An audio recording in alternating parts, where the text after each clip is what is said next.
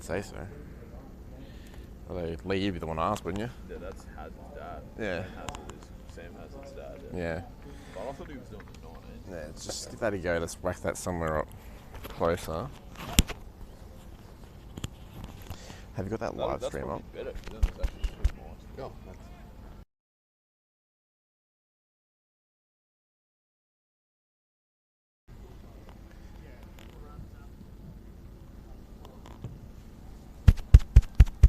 Any luck?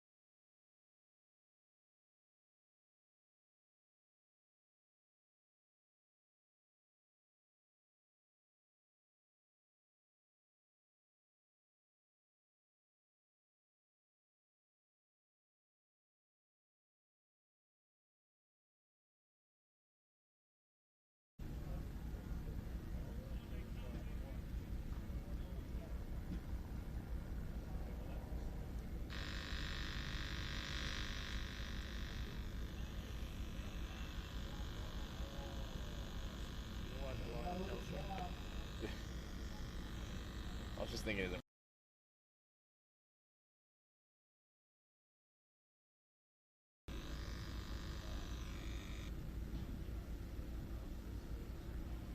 I mean, like it's definitely on, right? I'm not even sure how you hotspot that.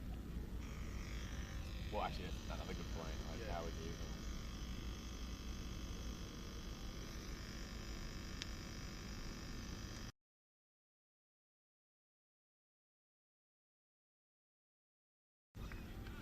That's good. Even if it's not the best vantage point, get a good. Yeah, like exactly. If you go side on or Yeah. whatever, at least it's something. Yeah, wherever. It's just going to do a lap of the other one. Some vision better than no vision. Yeah.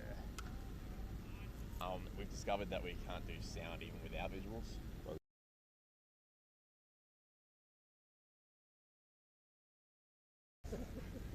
Like, there it is. Yeah. Good shot, cracking off the bat. Away it goes. Talk about Barry bringing in his Tim Tams and stuff like that, you know. Good old ABC days. Yeah, mate. Yeah, sorry, it's a bit of a shambles, boys. That's alright. What's the old saying, mate? You're better for the run.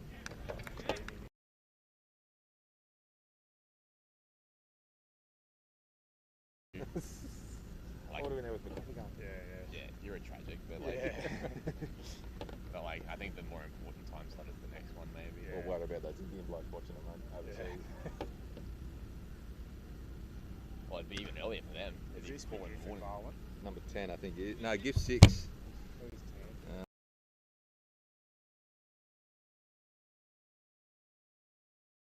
So did Remus, well, is he not here? Kent now? I haven't seen him. Yeah, where is he? wake up from anywhere. That's into the white poppy. Yeah, it is.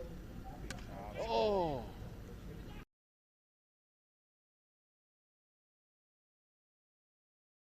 Who? Trask. Trask. Oh, yeah. What? Absolutely. Fucking BPL app's not working either. Yeah, we Crashed. discovered that. Too many people trying to get on, you reckon?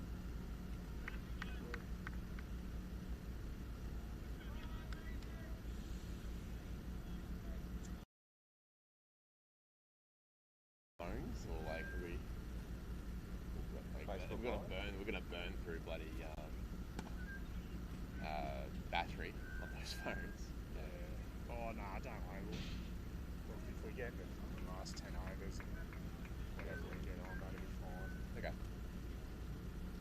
Do you send out a message on the Facebook saying, I haven't Did. fucking too much shit going I on. bet you would be. All the managers over at the 19s. Fucking BPL. So you reckon over here? So we've got a side on. We'll follow your lead. Yep. What? In between the floodlights? Yeah. Right. Wait, people just sitting over there, Yeah, kind of. around that area is full strength there. All right, cool. Can we take everything in one hit? We can unplug just this part. Maybe this one we need to Yeah, I wouldn't worry about Leave all them. leave all them here.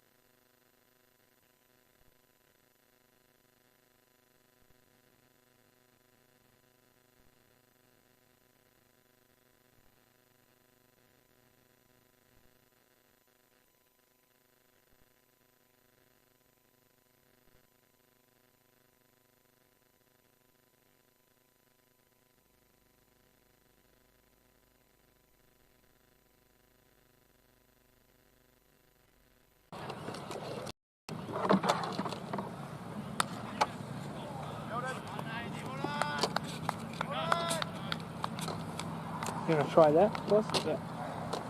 Just trying to set up here. Number 4 is batting.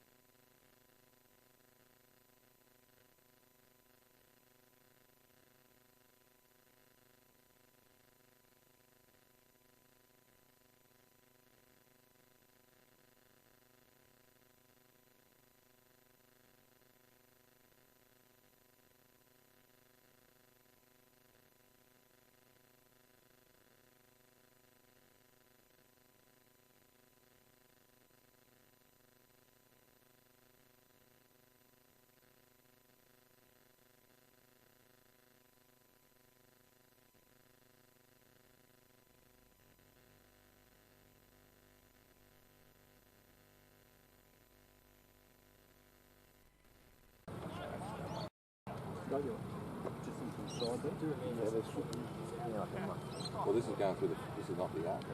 This is just going straight into the match centre. That works. Oh, good effort. Broadcast vision is currently unavailable. Get onto your people. Hang on a sec. Just. Oh, hang on. I'll swap.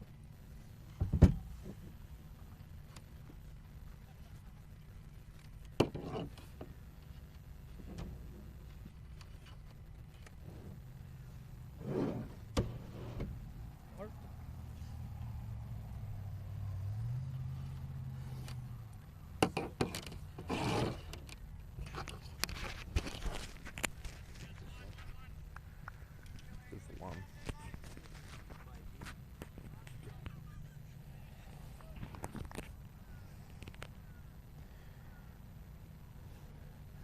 Is there any sound or anything?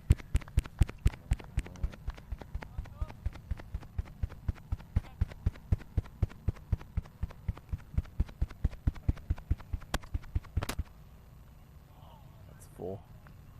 Okay, so much better now. Yeah, good. They're getting better one now. So I don't know where they're seeing it. Yeah, ask them where they're accessing it from, because we're going straight to the match centre. Unless there's a. Can people hear like tapping or even talking? Ask them.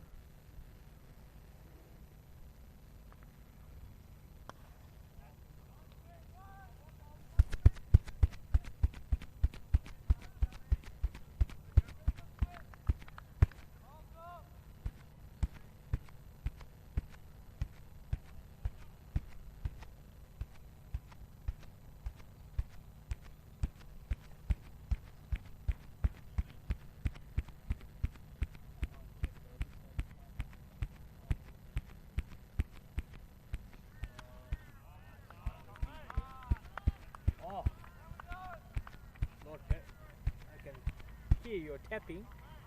I can only hear clapping. Ah.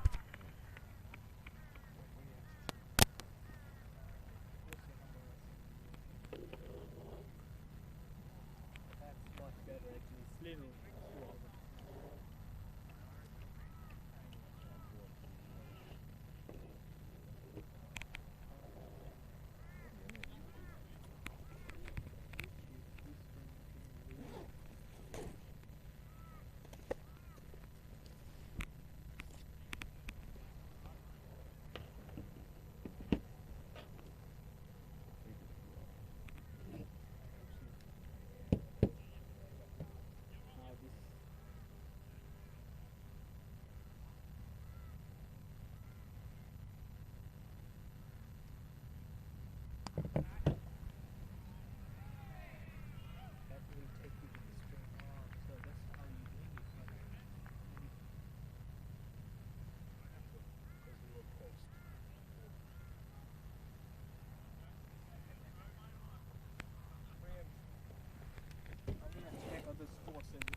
spot as well. Maybe later on I'll set it up properly. Do you think this is better spot?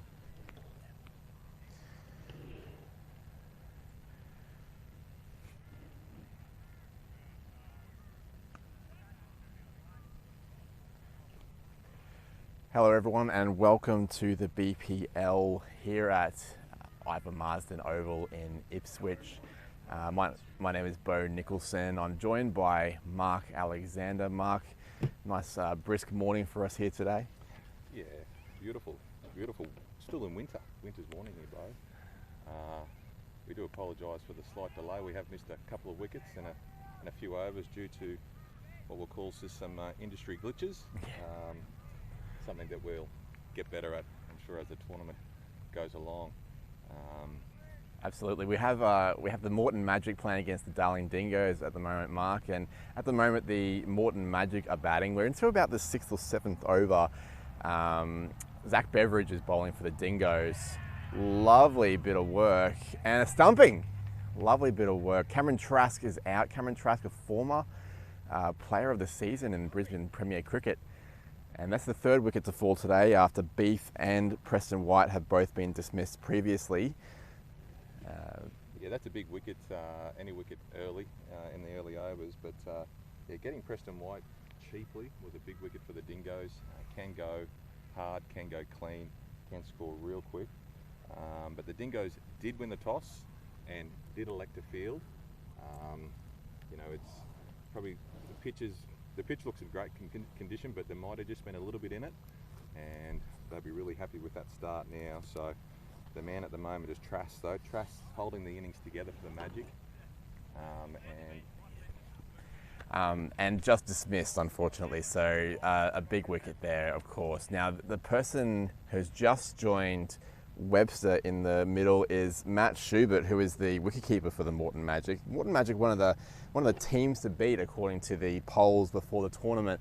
Matt Schubert plays indoor cricket for Caboolture, has played at an international level at underage for under 21s, so very fine indoor cricketer. Bowls a little bit of leg spin at indoor, but obviously a wicketkeeper for outdoors. This is his first ball against Beveridge, coming around the wicket. A nice one to start as the groundskeeper goes past. The score moves to 3 for 67, rounding out the 10th over here. Beveridge opened the innings with his off spin and went for 10. Beautiful straight 6 early in the innings. From Beef, yeah. Beef straight towards the side screen it was, as Webster sweeps towards the sweeper out at Cow Corner, towards us actually, that's where we're situated. I'm sure you can tell from the camera angle, we're right next to that. We're huddled up nice and close so that the microphone can reach. We're working as best we can, and it's just nice to actually finally see this BPL come to fruition. Yes. The inaugural BPL, countless hours, lots of money invested, and I'm sure the founders of this particular wonderful competition are probably just thrilled to see a ball being bowled and sixes being hit already. So we'll be covering a few games today. KO's got a couple of games as well, so stay tuned, guys. You know, get on the match centre, watch all the other games live as well. There is another game happening as we speak. It is the Northern Kings up against the Bayside Pirates on field 1. Oh, lovely shot, lofted, and just a couple of bounces down to mid-off. They're on field 1. That's not being covered, but we will attempt to give you some score updates as we move along as well. So worth noting that this is, we're past the 10th over now, so it is possible that the batting side can take the power surge whenever they choose to, which would of course bring some of the fielders in for a 2-over period. As you saw, it was a lovely shot there before from Webster for that. Just a single though to long off. Oh, maybe an overthrow here. No overthrow received. Schubert keeping that one out. Both batters are relatively new to the crease, so I don't think they'll be taking the surge anytime soon, Mark. They'll probably give them some time to settle in. Yeah, and they've actually established themselves pretty well, as in the team 3 for 70 out of 10. That's nothing to sneeze at on the first game of a brand new tournament. You'd imagine nerves could have actually played a part, but these particular men are. I thought that was a slight nick, but I don't think so based by the reaction. These men have played a lot of great cricket. rep cricket, some even state level. I'm not too sure nerves actually does come into play. Like anything, T20, bit of fortune, but I think fortune does favour the brave, Bo, but to be honest, it's been quite a calculated start by the Magic, and they've actually turned the strike over quite nicely. Yes. To be ticking at 7 and over after 10 overs. So I'll flick out to mid-wicket. It'll be just one bounce. And just takes the single there. And this is Michael Top bowling. Yeah, he's a Ipswich Hornets local, Yeah, Mark. yeah. So he'll be quite familiar with this ground. It looks like quite a thickly cut ground. The ball's not exactly running or scooting across the grass at the moment. I can see a lot of kangaroo droppings. We've been told by the scorer to keep an eye out for the kangaroos. We might need to fight them off at some point this afternoon. Top really bowling a full length here. Looks like he's going for that Yorker. Clearly a great ball in any sort of form of cricket, but certainly T20 it's used quite well. But yeah, the kangaroo droppings are frequent and like landmines. I think we've missed them all so far as we've trekked around the field to try and find a better spot for the 4G reception, which we clearly have found. So yeah, Michael Top, nicest bloke in the world, they reckon. So let's see if we can put a bit of fire into his bowling here and shake up the Magic. Whoever said that hasn't met you, Mark, as far as I'm concerned. But he is bowling quite nicely. There's almost as many Yorkers and dot balls as there is kangaroo droppings around the field. So he's doing quite a good job so far. I guess at the moment we're kind of in a bit of a stalemate. Yeah, as you say, 3 for 70 odd is a good total at this point. But the scoring is just drying up a little bit, and I suppose the Darling Dingoes, obviously wickets would be their top priority, but dot balls the next best thing, I suppose. Yeah, well, I'm a sort of a believer in dot balls are probably just as important as wickets, because dot balls generally builds pressure, brings wickets, and clearly they've got a tactic to these. Well, who was on strike on that particular over there? Because they seem to be obviously attacking full. They had the deep mid-on, mid-off, and a really sort of a deep extra cover as well. Yeah, Webster and Schubert both sort of shared the strike there a little bit, with Webster just scoring a single off the last ball there. Obviously it's a good tactic to most batters, though. Traditional batting styles dictate that you play straight to a full ball, and it's quite difficult to be innovative. They've got at the moment, with Beveridge continuing around the wicket, a big fully, that's not ideal. And Webster cashes in a fantastic piece of fielding on the boundary. Looks like it saved 2 runs. Fantastic effort for the Darling Dingoes there, and it's those sort of efforts that win your games, Mark. Can't quite see the player out there, but maybe Blake can help us out there. Blake Marr coming out. Blake's giving us the shake of the head. Yeah. He needs a number as well. Whoever it was fantastic fielding. I'm sure it's appreciated by Blake and his teammates. As Webster looks for a single there, but Beveridge just keeping a tight line there, Mark.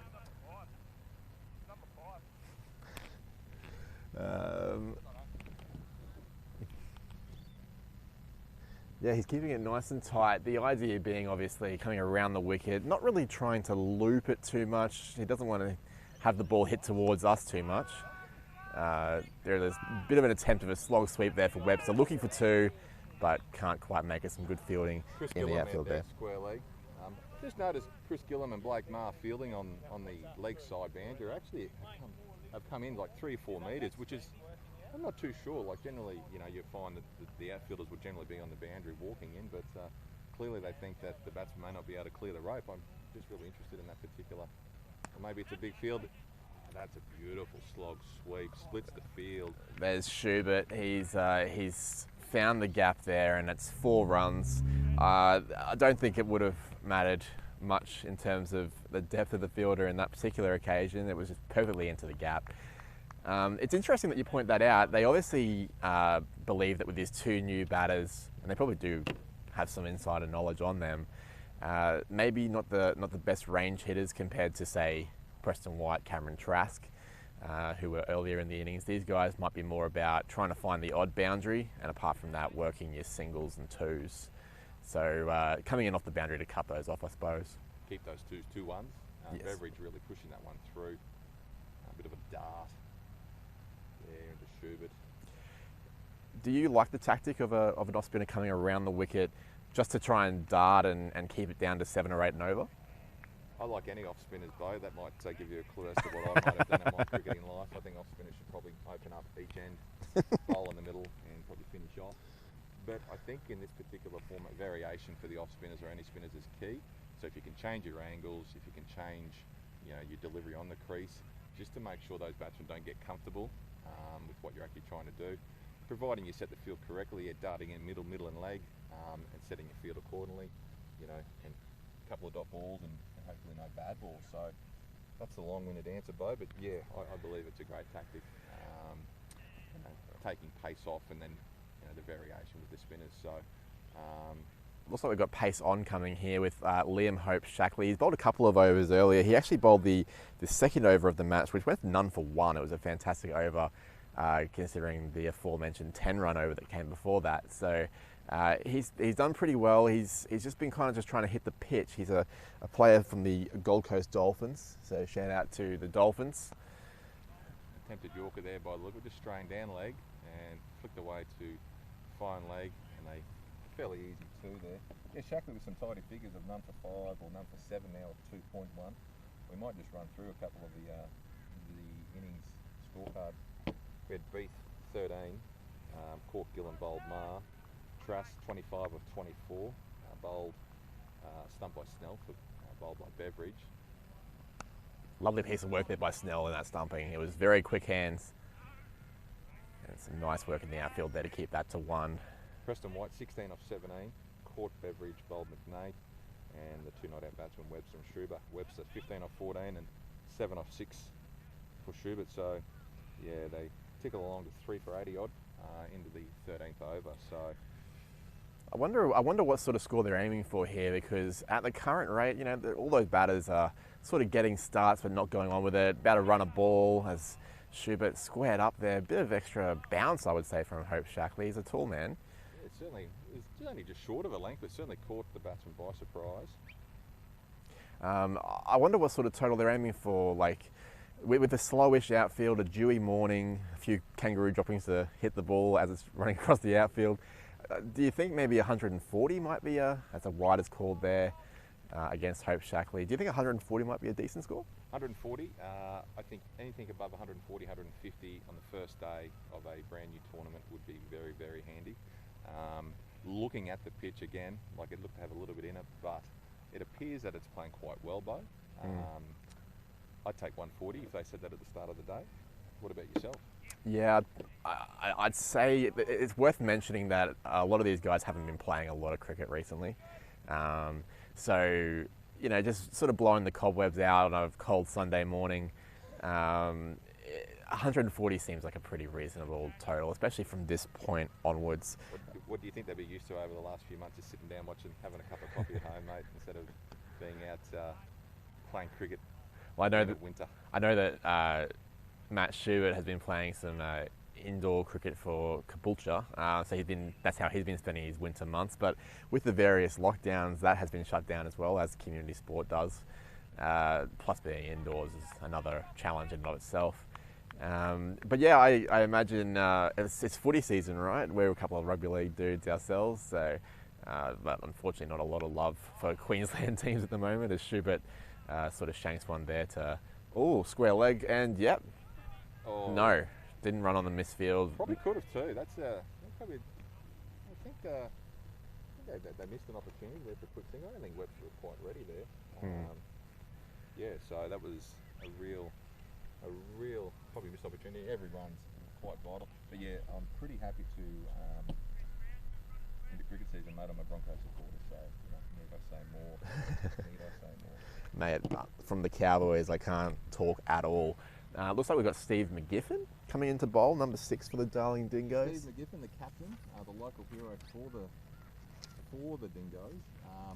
He's one bloke who's probably pretty happy about that dirty word of COVID, because when the tournament was about to kick off, he was actually sustained an injury in the gym and he wasn't actually able to play at least the first round. So right. It would have been a big hit for the Dingoes, being that he is basically their marquee play, if you want to call him that. As he starts with a wide outside off there. I read here that he's an English person, he's from English heritage, and he comes from Mackay, so I'm from Townsville, so I'm not allowed to like him, I'm afraid. It's just a thing that we have. He might be a Cowboys fan though, so I'll pay that. Let's see if he can adjust the radar this time. Much better. Inside edge from Schubert, and one score down to a short fine leg there. McGiffin is 24 years old. He's an all-rounder out of West. Interesting fact, he was spent a bit of time up in Mackay, and he led one of the local Mackay teams to the Mackay Bash for cash. So obviously T20's in his blood by the sound of it. Oh, Big Nick. And he gets the wicket. That is Webster. Webster gone. Just a fairly regulation cut shot there by the look of it, Bo. And yeah, just wasn't able to execute. Ball sort of died towards the keeper, but Snell did a great job, just sort of gloving it just above the ground. Mm-hmm. Any wicket's a good wicket in T20, Bo, but you know, I'm sure the Magic would have been looking to push with only probably 7 overs to travel. So great wicket. And Steve McGiffin, the gift that just keeps on giving, is away. He'd be really happy with that. Only a young man, Steve McGiffin, 24 years old, already a leader. He led as you said, that team at the Bash for Cash in Mackay. He's leading this team as well, and he steps up and leads from the front on this occasion as well. And this is, again, disappointing for the Morton Magic. They'll be upset that another batter has got to start and not gone on with the job, particularly as they're trying to set themselves for a late flurry of runs and indeed a power surge.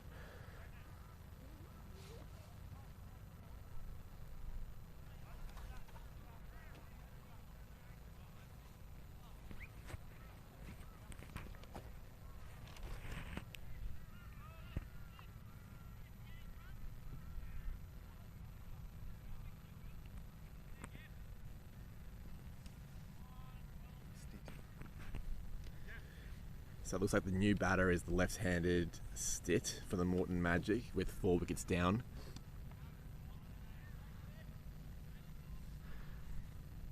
Callum Stitt for the Morton Magic has a big job here with Matt Schubert to try and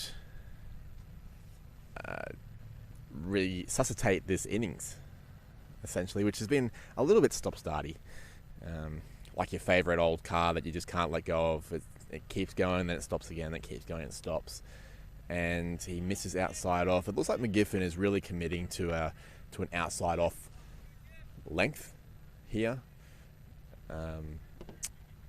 And so far so good, especially to a new batter. You kind of want them to be playing away from their body occasionally. Don't want to give them any easy connections with the ball. And if he does happen to bowl straight, he has that protection at long off and long on. That's the first runs for Callum Stitt. I believe Callum Stitt was part of the COVID draft as well. Obviously due to the false start, there was a number of players that became unavailable, whether they were interstate players or due to other commitments. So Callum Stitt did actually come in as a late, well, call it a late inclusion. Yeah, there was actually a number of players for the Magic: Jed Wilson, Lachlan Agnew, and Tom Nicholson as well. Not too sure. There's a few of those guys playing today, so they've actually had a bit of a disruption, like everyone. But yeah, Stitt, a late inclusion as well. So wearing the number 5 shirt there for the Magic, and that rounds out that particular over. And a pretty good one there by the GIF. Yeah, only a couple of runs conceded. Oh, yeah, 2 runs conceded, including that wide and a wicket, of course, key wicket. This one's really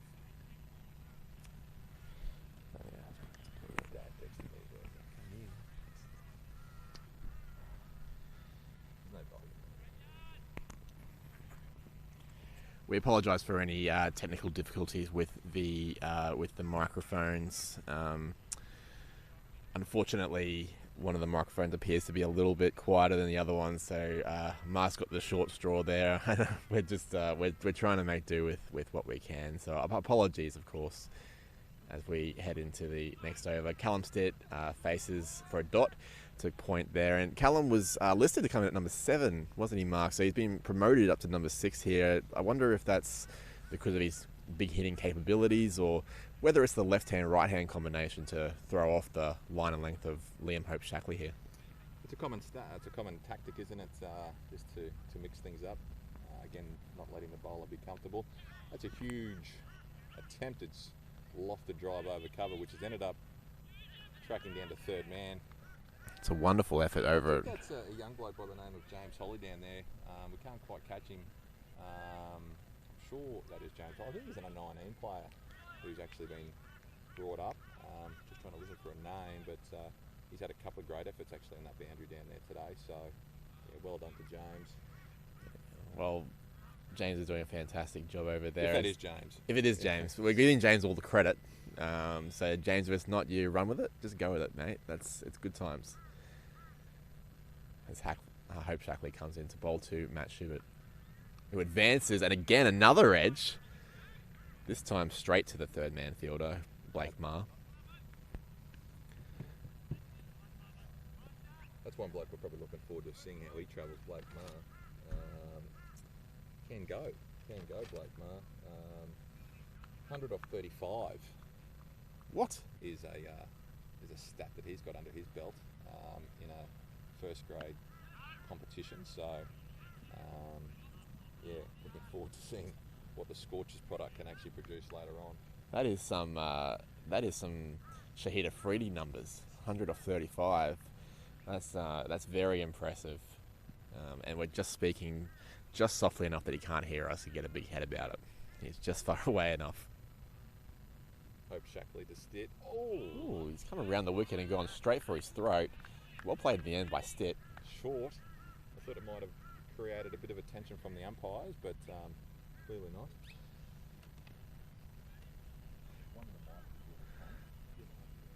The umpire has said that is your one for the over, mate. Don't bowl any more of those. As he comes back in, surely it'll be Fuller. Oh. Nice, easy catch there. I think Stitt expected a Fuller ball, and it was just a little bit back of a length. Stitt tried to advance to make it into a full ball that he could drive. Didn't get much of it at all, and it's fallen quite comfortably to short cover there for the 5th wicket against the Morton Magic. Nice little catch there by Zach Beveridge, local Toowoomba product, plays down in Brisbane, and yeah, just tracking back there, and yeah, it wasn't the easiest for all catches, but certainly was something had to be taken. So great wicket. You could see the Magic, I think, trying to start to push pretty hard there. You could see really the intent. Not that the intent would probably change too much through T20, but at some point the pedal does need to go flat to the floor. So we'll see what happens here now. Well, we have a new batter to the crease. It looks like it's young Thomas Nicholson, who was listed to come in at 6, but has moved down to number 7 in the order.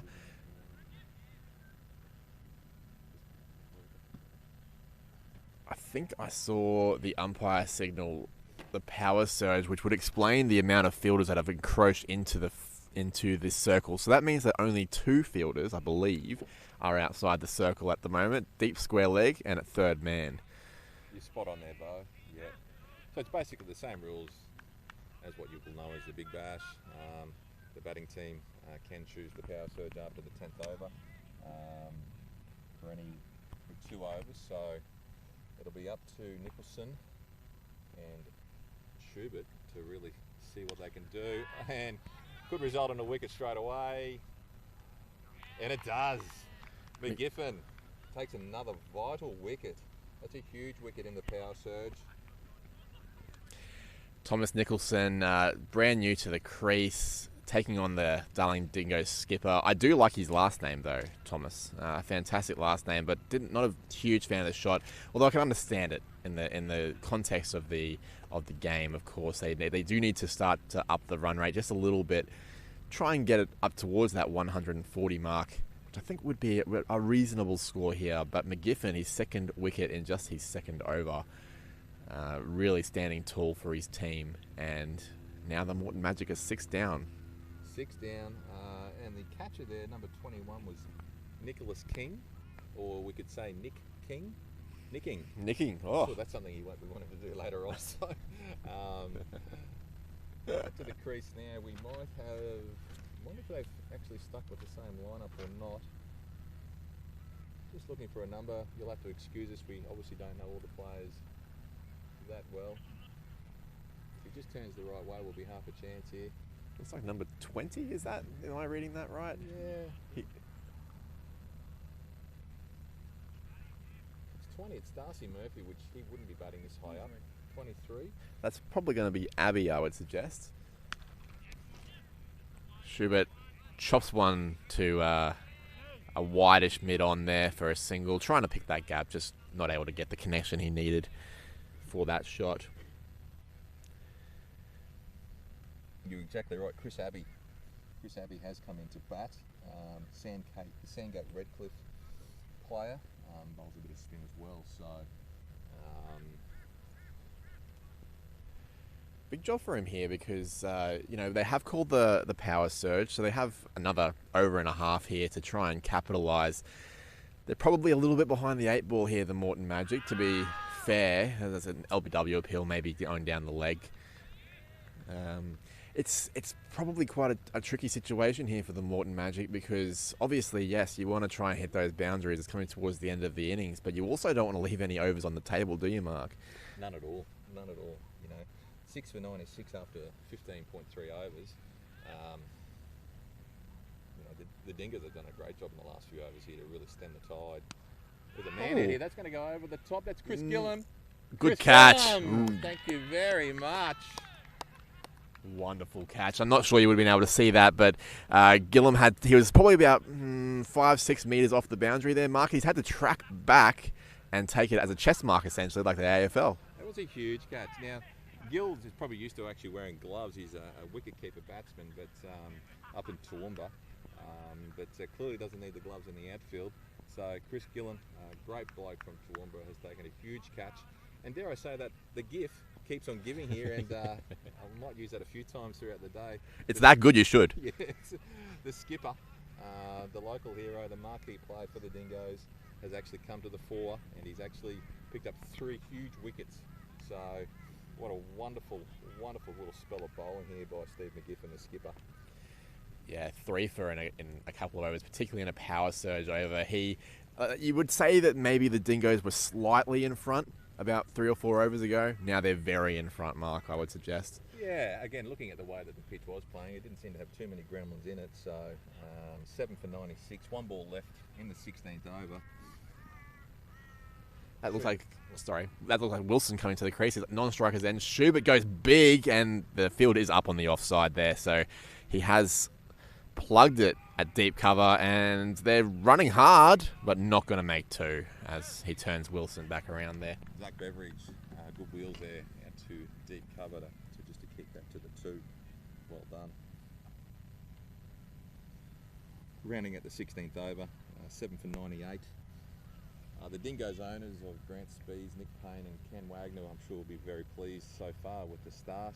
I'm sure they're just pleased with the fact that the tournament is underway. The Dingoes boys, they're up and about, so it's a great start for them. Now, bowler here, is that still Shackley? I think he's bowled his 4. You might be right. Oh yes, the number 17. Blake Marr. Yeah, Blake Marr.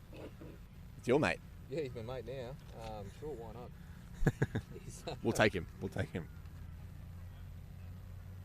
Actually, we have got a mate here, like just to our right. We've got like a little baby magpie looking for food. A bit confused about we've got a picnic table but no food. Sorry, mate. Okay, Blake Marr, he did bowl an over earlier and did get a wicket. He got the first wicket of beef.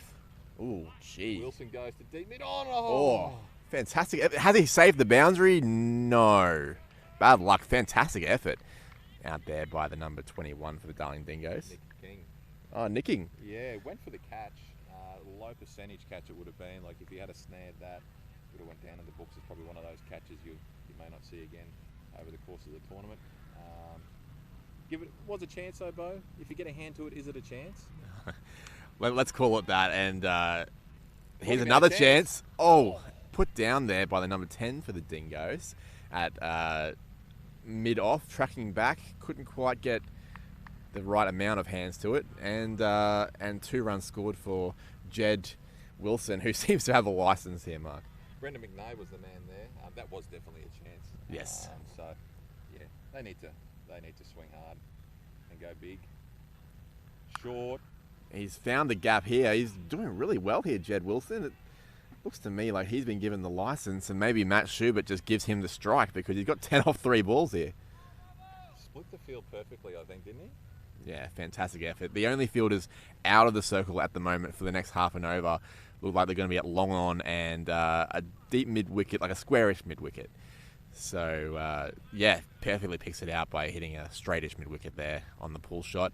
What does Blake Maher do here? Goes full, and he beats mid-off. He might have just got enough hand on it to allow Nick King to come around. Very sprightly fielder is Nick King. Look at the arm. Yeah, that's a big effort there from the mid-off, just to get a hand on it to slow the ball down. Save 2 as Wilson. Putting on a little show here for us, which is lovely. For the Morton Magic. Can he cast a spell? I'm not too sure, though. He's 12 or 4 for this over so far, and that's a good ball from Maher. And they Right take it on the on. fielder, Right and safe there. a single is scored. McGiffin not able to hit the stumps. So 13 off the over so far. Maher just needs to get out of this over. He can't afford a loose delivery here. If you're a nice tall pace bowler, Mark, where are you aiming this ball, considering that your fielders look like they're out on the leg side? Yeah, well, again, in the power surge, I think he needs to be going for a Yorker on a leg stump by the look of it. And I think he tries to execute it. There could be a little run out here. Oh! The big appeal. Umpire's give it him! Soccered. For those people playing at home, Blake Maher tracks down the pitch, throws the right boot onto it, and I think Lionel Messer might have been happy with that. What a finish. So that's a huge wicket. Any wicket, as we keep talking, is massive. But what do you think about those soccer skills there, Bo? You're a bit of a fan? I'm not the biggest soccer fan, but I am a fan of that. That is my kind of soccer. That is brilliant stuff. Matt Schubert and Jed Wilson definitely trying to get that leg by. Unfortunately for Mr. Wilson, who had a strike rate of maybe 300, has to depart, and it's a real shame for the Morton Magic because he was the kind of batter that could do some damage. That's the 8th wicket to fall now, isn't it? They've just passed the 100 mark with that over. Oh, they passed it quite easily. They were 110. So a couple of lusty blows there from Wilson really is making this score somewhat presentable. So 8 for 111. Schubert's on strike here to McGiffin again. He's chopped that one into the leg side, the straightish, fullish delivery. Yeah, And 13 a off, single. 13 off 5, so striking at 260. Very nice. Those little cameos shouldn't be understated. If you get the last few batsmen doing the similar sort of show, well, that'll obviously punch their score up into a real reasonable total. There's still a chance at that 140, but clearly it's going to be a big task here now. So Looks like the new batter is Brad Ibsen. Very experienced player, Brad Ibsen. In his late 30s, has played for Queensland, if memory serves. Slow orthodox, kind of bowling all-rounder, I suppose. Has an important job to do here. I think his job really is to obviously put the bad ball away, but just try and get bat on ball and get off strike. give it to Schubert. Schubert's been out there, you should know. The lay of the land a bit easier, and he's done the job there. Little glide down to third man. Nice little shot. Yeah, commonly known as Ippo.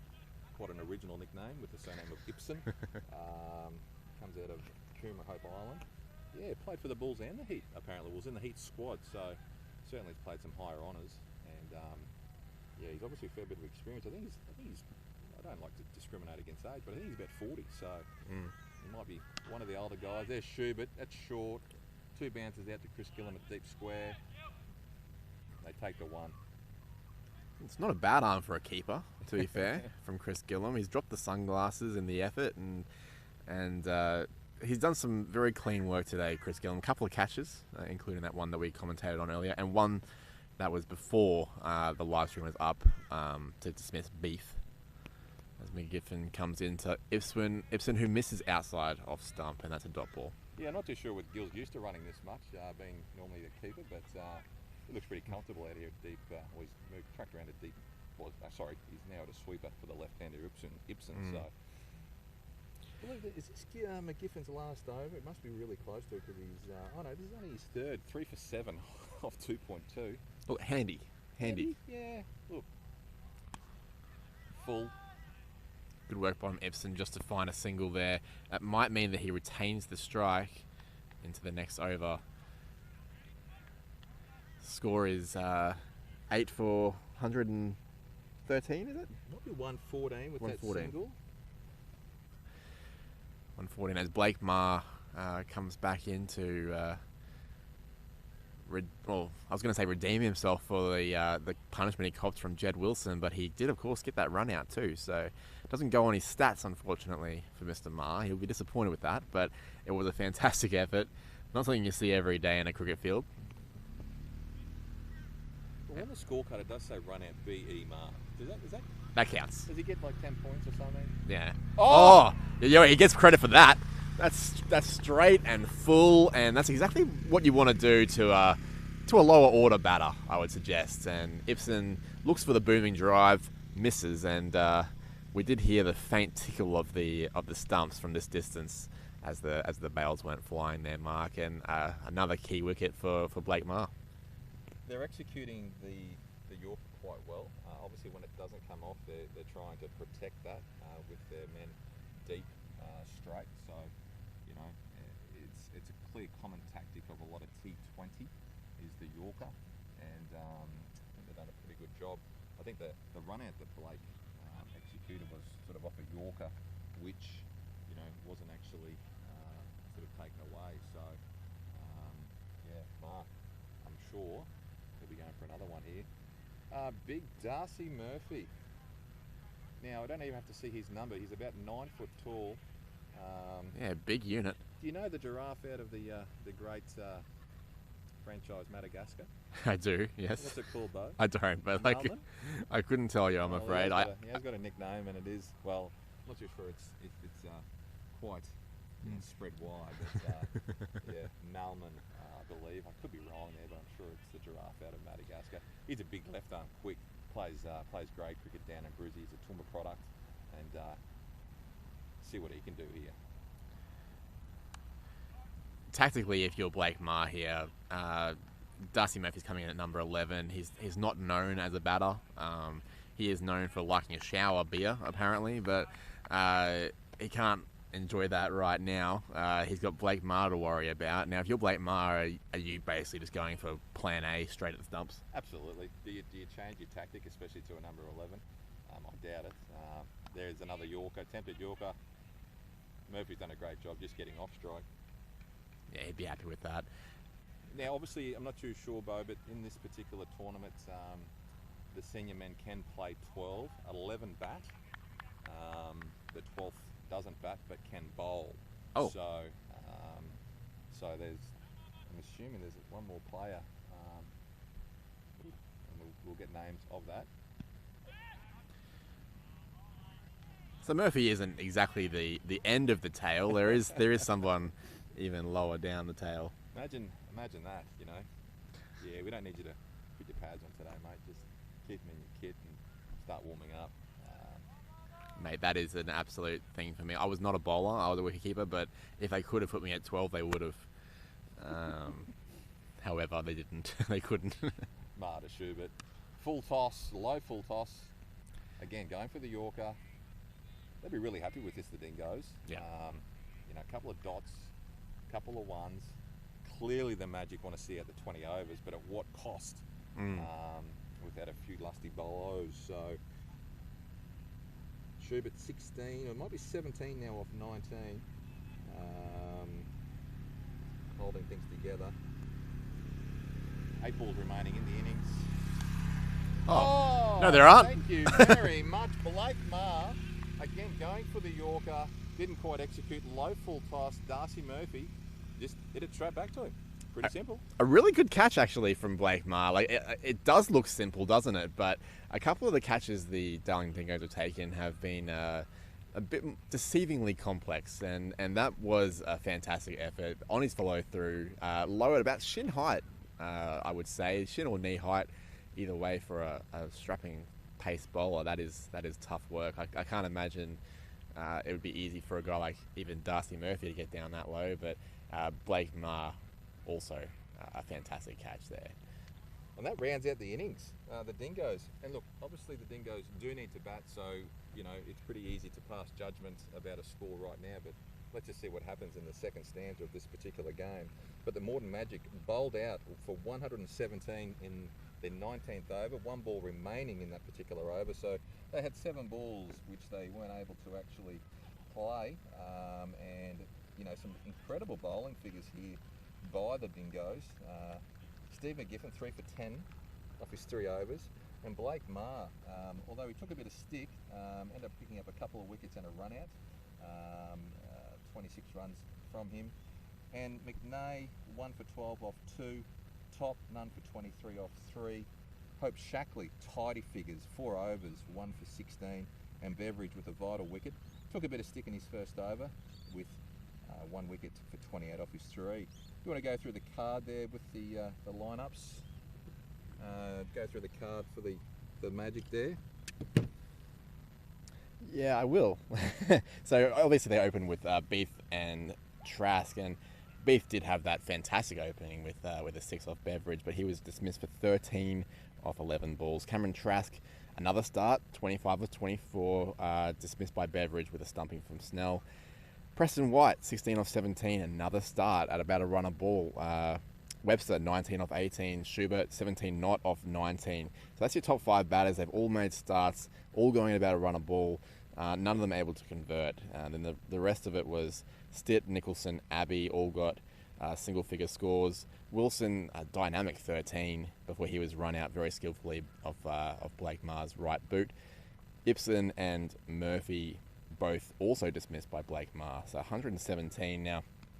Thanks for that, Mark. I would suggest probably below par, as you say, but you know, like, one team has the runs on the board, and it seemed to be playing pretty well the pitch, but we're not out there. So Thankfully, some of those blokes were pretty quick too, guys. So pretty happy I'm sitting here in the confines. I'm not going to say of the commentary box, but the beautiful Ivor Marsden ovals, lovely trees providing, unfortunately, no shade because we're not underneath them. But I prefer to be sitting where we are. Go look for a sneaky coffee in between innings here. But 117, I'm going to say not enough at the moment, but it's pretty easy to say that. Let's wait and see. Pressure is a funny thing, and they build pressure early, a couple early wickets, and it's just game on. And it's going to depend on how the tail might even wag, because unfortunately for the Magic, runs were pretty scarce down the tail end, except for a little of a cameo from Wilson. Besides that, some real low scores, and it might just take 1 or 2 blokes, just some lusty blows to really keep the Dingoes in the game. So time will tell. Bo, you can wrap us up for an innings break, and then we'll see you back here shortly for the Dingoes innings up against the Magic. yeah, that coffee sounds pretty good. Yes, indeed. So 117 is the total from the Morton Magic.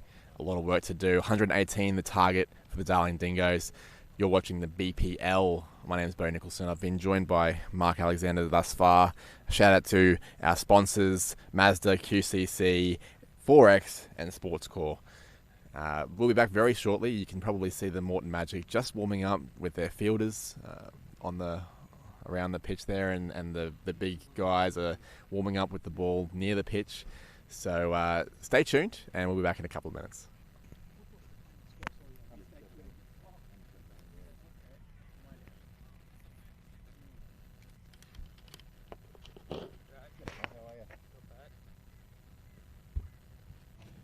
Does that sound still work? I'm not too sure.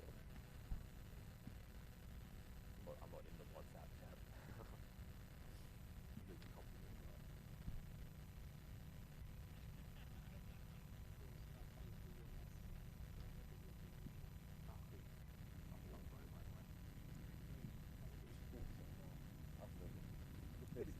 Yeah, I know. I just couldn't believe it. Like everything working and just like streaming. No Clearly problem. just enough. I think yeah, that area maybe. So see, from here I checked all the way there. Yeah. This whole area is good, but because I don't want to waste time, so that's why we just set up. Maybe tomorrow I'll set up there. Have they set up for the next game yet? Have they checked all that for the next games? So there's front boxes. There's we're doing field 3. There's someone else looking up field 3, aren't they? Yeah. Yeah, I think that guy is looking after that. Yeah. So field 3, okay. We need to check these. As well. Maybe give them a bit of a heads up. Yes. Check your 4G before you start. You know, and I think field 2 is going to be KO. Yeah, 2 is pretty good. Yeah, I saw that. Well, they got KO on that one. Yeah. But we'll be doing field 3. So he, you know the guy sitting there. Oh, okay.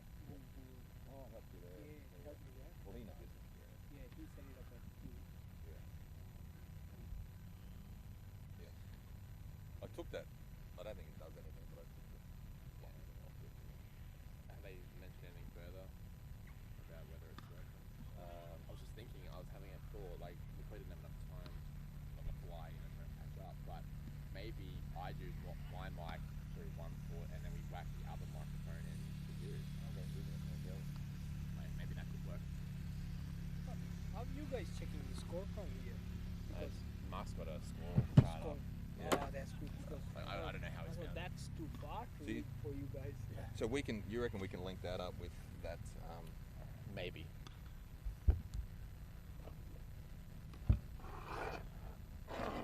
Worth a shot, isn't it? Yeah. These mics are probably still tight, by the way. So, just FYI. You wanna feed? Power feed? We need to be a bit closer. Maybe you grab that from there. Yeah.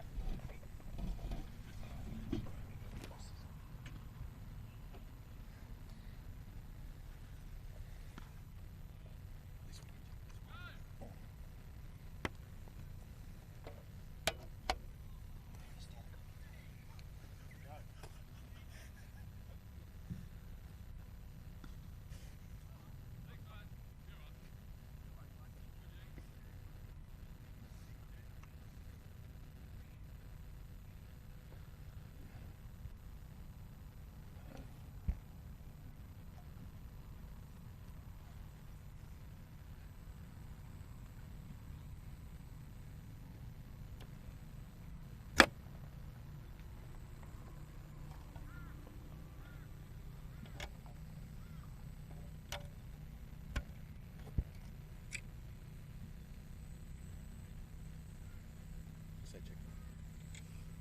Testing, check 1. Test.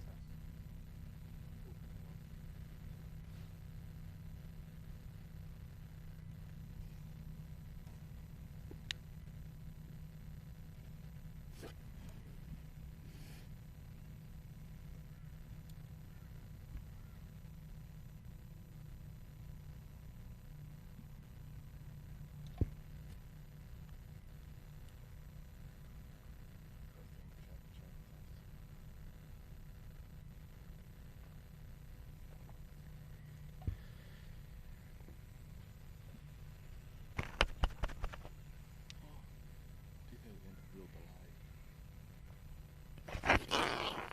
Loudly.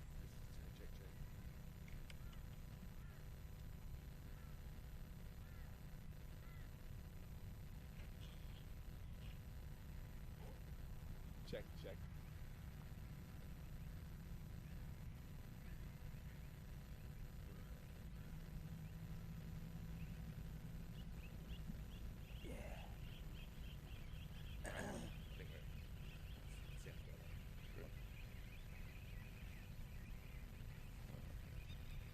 We're gonna have time for a coffee.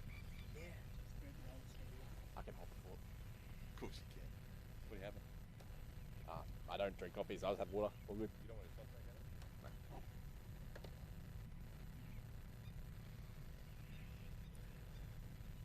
We can't stop. It's just live, isn't it? We can't stop it. I don't want to touch it just because I feel No, man. So fragile. This setup.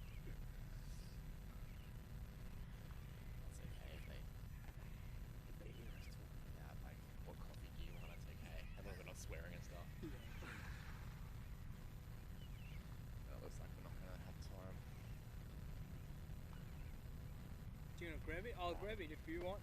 No, I'm right. What do you want? I'll Back get- weight? Hey? Oh. If you want, I need one. Yeah, it's good to have. That's why I just went. That's all that. Fuck my sugar. Good man. Oh, you're...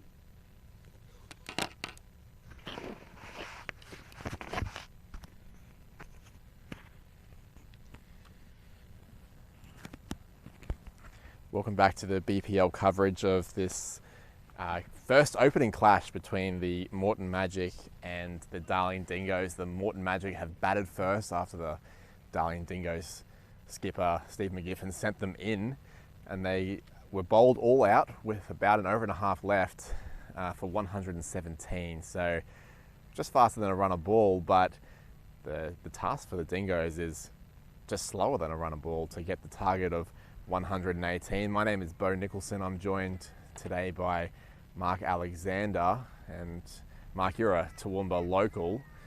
Who have they sent out here for the Darling Dingoes? It looks like Nick King is one of the batters that I can see. Yeah, that's definitely Chris Gillam, the number 13, a local Toowoomba product, plays for West. And the other man, I think you might be right there, they have actually gone out there with Nick King, the Winner Manly product. We have had a change of microphones. For those that might have my phone number, flick me a message and just tell me if it's actually coming through a little bit clearer, or you can actually hear me, not just the dulcet tones of Bo Nicholson all day long, which I'm sure most people wouldn't mind. Nick King taking strike. Just try and get an eye on here, the opening bowler. You don't need too much effort there. That is Darcy Murphy. Left arm quick, and he is certainly well renowned. He's only young, really young. He's coming through the ranks quite well. Does a bit of part-time coaching up in Toowoomba as well with some young kids. So he's in and around cricket heavily, and loves the game, like most of us here at the moment. Yeah, you'd have to love the game a fair bit, wouldn't you, Mark, to be out here on a Sunday morning? But for those of us that do love the game, there is no better place to be. And I just want to make something clear. If you have Mark's number, send him a message. If you have my number, leave me alone. As Murphy comes in to bowl to King, who might have got an inside edge onto the thigh pad. That might have hurt a little bit. Looks like Murphy got a bit of he'd be an awkward player to face, I would have thought, with his height. Oh my God, I can't even imagine trying to face someone like that. I think Michael would be backing away and trying to hit out a third man. So they've gone with the two men out. They've gone a deep square leg and a deep long on. So clearly there's going to be two lengths that Murphy will be looking at here in the first over. Obviously short of a length or full Yorker. Again, common tactic. Murphy. That's just a nice little ball into the pads, and that does trickle out to the deep square leg man, who fires that ball back in. You'd have to say that a man of Murphy's height, even if he does bowl a length delivery, you'd suspect it probably still offers a bit of something, right? Like off the pitch, a little bit of heat. There's a reason why Berendorf would open the bowling for the Perth Scorchers and bowl 3 over spells, is because he can just hit a length and it's very difficult to hit. And I wonder if the left-armed Murphy would be trying to do the same thing. Yeah, probably a good ball for Murphy on a length. It's probably short of a length for a bowler that's probably coming in off a 6-foot bowler. So, Mm-hmm. I say he reminds me of a bloke called Bruce Reid, Bo, but Darcy Murphy. Definitely that lankiness to him. The way he rolls into the pitch. Bruce Reid, I'm sure most of us could remember him. So. I was a little bit young, I'm afraid. Bruce was just before my time, but I have read the stats. He had a curtailed career by injury, but wonderful average at Test level. Must have been very difficult to face. Short of a length there, and Gillam. He'd know Darcy Murphy quite well, Gill, and no doubt have played with and against each other quite a bit. They were both players of the Darling Downs Bush Bash League up in Toowoomba over the last couple of years, so yeah, they certainly they know each other quite well. So I'm sure Gill will be quite aware of what Darcy's trying to do. But yeah, it looks like the Dingoes are just trying to feel their way through this first over. Oh! He's called it off the outer thigh of Gillan as he goes for quite a big shot there. There's a roller out past the cow corner boundary. I reckon he was trying to hit that. A dot ball, as it were. An appeal goes begging there. I would suggest that the Dingoes don't really have to go too hard here. Wickets in the bank are probably going to be the way to go. Do you suspect that they will also take an aggressive but somewhat conservative approach to this total? Yeah, well, as I said, I thought they were feeling their way through the first over, and then Gill just tries a heave-o over deep mid-wicket. So, yeah, look, that was a bit of a mixed bag, that particular over, wasn't it? So, maybe the classic old ploy of playing each ball as it comes in his first few overs. If it's there, go hard. If it's not, look for a one, and just try and just get off to a nice calculated start. I would notice that was 2 runs off that over, so that pushes the run rate required above a run a ball. So it's just all these little minor victories that the Morton Magic have to be aiming for now, is to just try and, okay, if you're not taking wickets, let's at least achieve as many dot balls as possible as the experienced Brad Ibsen comes into the attack at the other end. I don't know what end to call what. I'm going to say the not clubhouse end. Yeah, okay, yeah, pretty inventive sort of commentary there, Bo. I think that's is that Old Toowoomba Road? Yes. They came in on Old Toowoomba Road, and we're flanked quite hardly by the airbase, obviously, as well. So, as Gillam just sort of finds 2 runs, there's a couple of fielders in tight there on the offside to the slow left arm orthodox Ibsen, and he's picked the gap almost perfectly. If it was football, you call it over the black dot, and it's 2 runs scored there off the cut shot. What I liked about that was that he kept his shape nicely. He didn't try and overhit it. It was more important to pick the gap, and he did so. that sounded pretty good. That's coming to me. I can't move though. I'm attached to a microphone, so that one's zings past me, and 4 runs scored by Gillam there. A fantastic shot, and as you say, a wonderful sound off the bat. Ibsen just missing his length, I would say. And this is a more encouraging start for the Dingoes now. After their quiet over against Murphy, it's nice to get a couple off the middle there for Gillam, as he'll look to now consolidate. Gee, he's taking the arm on there. Great backing up there by Nick King. Sharp single, really important, especially after a boundary. Keep those runs ticking, just keep them flowing, especially with a small total. I really feel like there shouldn't be a single there. That was perhaps a slightly disappointing piece of fielding there. They really need to be hunting in, trying to save as many of these runs as they can, especially with such a small total.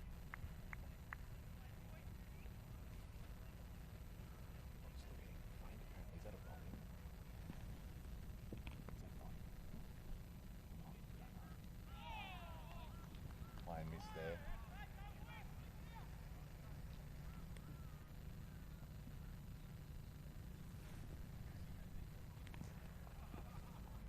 Ibsen, left arm orthodox, round the wicket to Nick King, short, on the back foot, possible run out, never really in trouble. I just got a bit excited there, Bo, being at this particular angle, seeing how far he was out of his crease. Nice bit of fielding though, and Nick King probably upset with himself that he couldn't pick the gap there, but it's important not to lose sight of the fact that they are still in a really comfortable position, and it is more important that he just keeps ticking along here. Fight your way through the challenging periods and come out the other side would be the best thing for the team, as Murphy looks set to continue. The Behrendorff method, I'm going to call it. The tall left armour just to hold up an end for 3 overs of a power play. For those unfamiliar, of course, the power play is the first 6 overs, I believe. Well, it used to be the 6, but now it's 5 4. or It's 4. 4. Then they have the 2-hour power surge after the 10th. So Oh, of course. That was a new rule brought in by the Big Bash. I don't know if it was last year or the year before. Just try and mix things up. So, you know, yeah, just I think just to try and create a different element. Yeah, you're right. Sorry, my apologies. So the first 4 overs will be, and so far the Morton Magic have done a pretty good job of keeping the runs down, particularly Murphy, albeit he just did bowl a leg side wide, but trying to keep it nice and straight on Gillum there with the 2 fielders out on the leg side as he strikes the pad. Well run there from King again. Looks quite sprightly, King. Seems to move across the turf quite well. He's 24 years old, Bo, so I think that's just young. I think he's just young. I think it helps. Those were the days, am I right? Those were the days. I wonder how the Magic owners are, Tem and Peter Wrigley. The Dingoes owners there as well. We're watching with anticipation. Murphy short of a length. Just a little short. I won't even call it a punch. It's a defensive shot. Just an easy single there by Nick King. Very intelligent, yeah. Like obviously during the power play, fielding teams would be hugging the circle as much as possible to try and give themselves the best chance of saving boundaries. And if that's available, just take a quick, easy single. It's good bowling and good batting to combat it. Little change up there by Murphy. Pretty slow ball. I'm not too sure where it comes out of the hand for him, but definitely change in pace there by Murphy. And yeah, it actually caught Chris Gillum by surprise. Tried to play a little late cut, but missed out. He did like the look of it, didn't he? And there's all the fielders up on the offside out towards our way, so he would have definitely liked to have got some bat to that particular delivery, but alas. Gets back to that one. Nice late cut, and I think it will beat the fielder just. And definitely rolls over the white line here at field number 2 at Ivor Marsden. Only by the merest of margins, but that's all it needs to do. Gillum cashes in on a short one from Murphy. And again, in the power play, both fielders on the leg side, deep mid on and deep square leg. So you just need to pierce the field and 4 runs. Good chase there from Chris Abbey. And, you know, credit where it's due. Good honesty once he realised that he didn't actually get to the ball. It's a beautiful shot. Came out of the screws, that one by Gillum. Dot ball's a good ball though for Murphy. Looking for that fuller length there. Obviously didn't like being cut away. So he's tried to rectify that, and a dot ball is just that. Overcast conditions here at the moment, so I wonder, we're not getting a great vantage point to how much the ball is swinging out there, but you suggest that conditions would be good for that kind of bowling. Is Murphy somebody that's can get a little bit of swing? I've actually never seen him at the right angle, as in where we were positioned early today might have been a little bit better. You'd say he would be. I'm going to go with I'm not sure as my official answer, but you know, big tall bowler like that, quite experienced. I'm sure he can swing them, and generally a left armour, their natural ball to a right hander is that in swinger, isn't it? So you know, if you can execute one of those Yorkers, I'm sure he'll be loving that. A very set tactic here from the Morton Magic appears to be using both the left-handers to bowl the entire opening power play. So Murphy's bowled overs 1 and 3, and Ibsen to bowl 2 and now 4. As he's pulled away to, oh wow. And out. Run out. Dear There's a slight me. little mix up there, because I believe that the batsman Gillum really didn't get out of his crease and didn't respond to the non-striker. I think there was probably always a 1 there, wasn't there, Bo? Or... It's one of those tricky situations because he was playing off the back foot and he hit it so firmly to the fielder who collected cleanly. So it's an interesting one, because I think at the start of the innings they must have agreed that, you know, quick singles are on. They've taken a fair few of them thus far, and it's been really good work. but as we get a little bit of echo there, but yeah, he's taken off there, Nick King, the non-striker, and Gillum playing off the back foot, obviously back in his crease, couldn't generate the pace that he needed to make it to the non-striker's end. A good awareness from the fielder, and good hands from Ibsen to complete the run out at the bowler's end. So that's the first wicket down for the Darling Dingoes, and a key one at that. Yeah, they had a nice, solid, calculated start, the Dingoes. I'm sure they would have been pretty happy with that start, being the total that they're chasing. They might have been looking to try and keep their wickets intact in the power play, but that brings to the crease Sam Trueloff. Real handy bat for Winner Manly. Oh! And the game has turned on its head. Brad Ibsen just going straight at those stumps, and Nick King, after that terrible run out, I've got a feeling it might have been in his head, and he felt it was incumbent on him to try and rescue this game and slog it over Cow.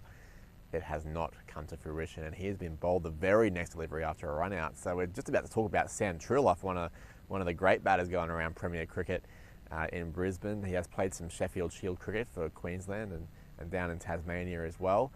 He's at the non-strikers end. It looks like Steve McGiffin is coming out, and I tell you what, you wouldn't want two more experienced batters to try and rescue a little heart attack that's happened at the top of the order here.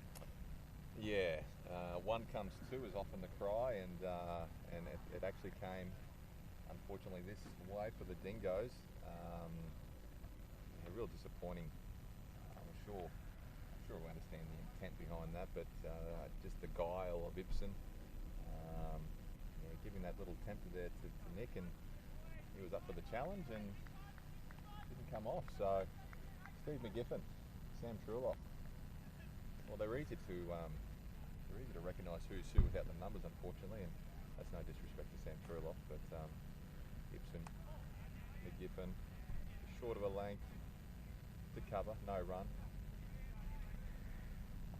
Pretty good conditions though for cricket. I know it's overcast, but I think the maximum today later on is going to be at 23, 24 degrees. It's probably below that at the moment, but lovely conditions.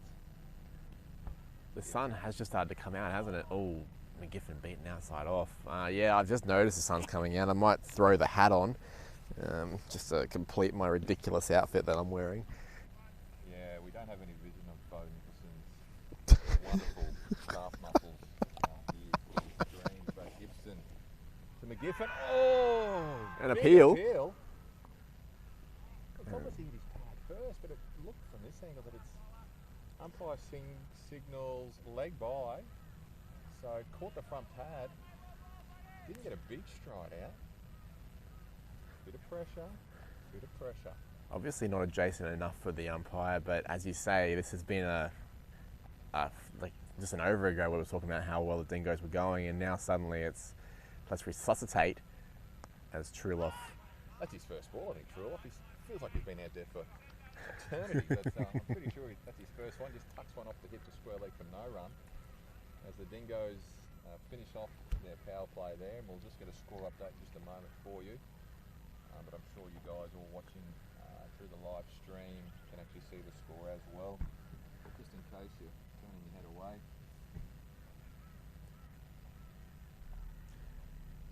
While you fetch that, the new bowler is Cameron Trask. He's a all-rounder, 32 years old, very good indoor cricketer himself. Used to play at Victoria Point in Brisbane, east of Brisbane, and he has previously been a Premier Cricket Player of the Season in Brisbane, so well known for his big hitting, and I tell you what, at indoor cricket you do not want to face him. He is sharp. Sounds scary. The Dingoes moved to 2 for 18 off 4. We'll just have a quick scout around. Just the other game happening, the first game here on field number 1 is the Northern Kings v the Bayside Pirates. Oh, Giffen goes for a big lofty blow to square leg, top edge, directly over the keeper's head. Pretty hard to have a man there. He'll take his fall and move on. So, yeah, sketchy, but gets a result. Aggression from both. Short ball to start and a very aggressive shot as well. I like that. Bayside Pirates batted first, and after their 20 overs were 6 for 127. So a solid score, but you know, maybe it's a representation of the pitches here that you know, anything over 140 could be really, really good. And 1 for 32 after 4, I believe the Kings were, as my update just refreshes. Maybe there was a wicket. Short of a length again from Trask. A competitive dude. He has played for the Australian Indigenous side. Has gone on overseas tours with that team as an all-round cricketer. Just a fantastic, explosive kind of person that is perfectly suited to 2020 cricket.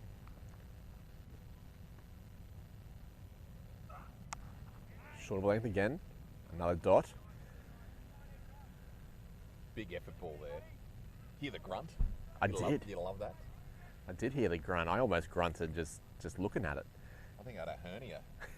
I think that's what happened to me, just hearing that. Sounded that much effort, so big unit Trask. Something to look forward to with my older age, I suppose, one day.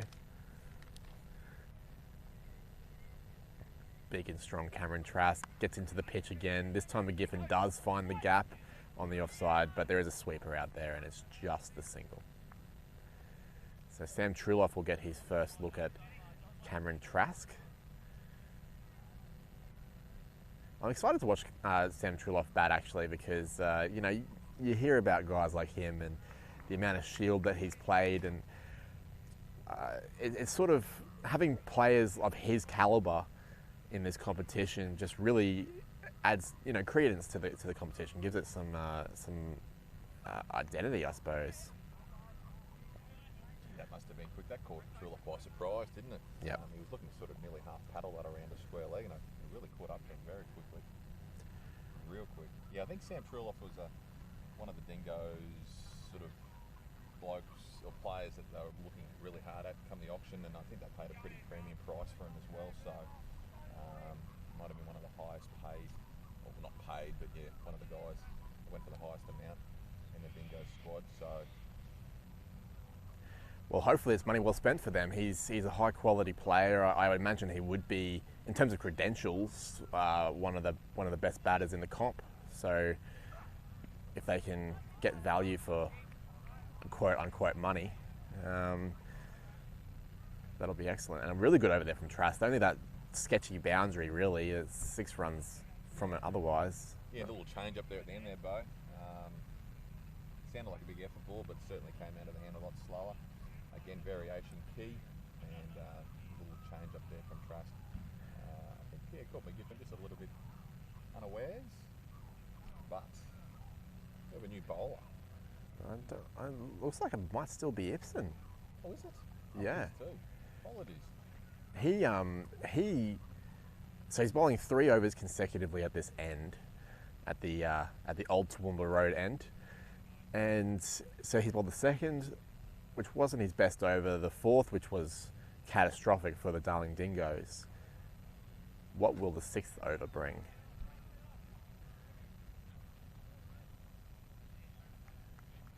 In terms of run rate, the Darling Dingoes probably slightly behind the 8 ball here, but I don't think they would be worrying too much about that at this stage, particularly with the likes of Truloff and McGiffin at the crease. They must have the feeling that it's more important that these guys are here in the 10th, 11th, 12th over, as he uppishly plays to Murphy at long off. Very uppishly. Just that little cry there by the fielders. Oh, it's an unmistakable sound of, if only it had went a little bit higher, a little bit more to the right. As an ex-keeper, it was absolutely my job to always be that person chirping, "Oh, catch!" Creating doubt in the batsman, thinking that they nearly had it. It's a bit Lovely shot from McGiffin, just straight down to mid-off there at Murphy. much more convincing shot, wasn't it?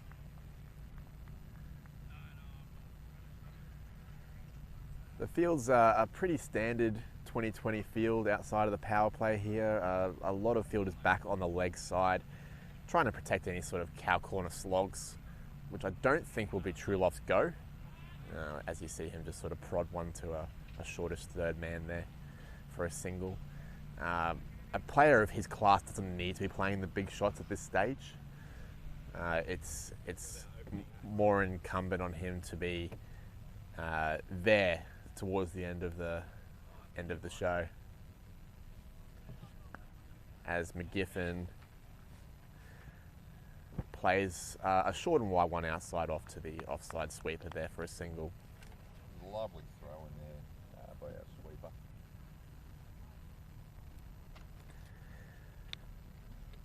Gibson's really put the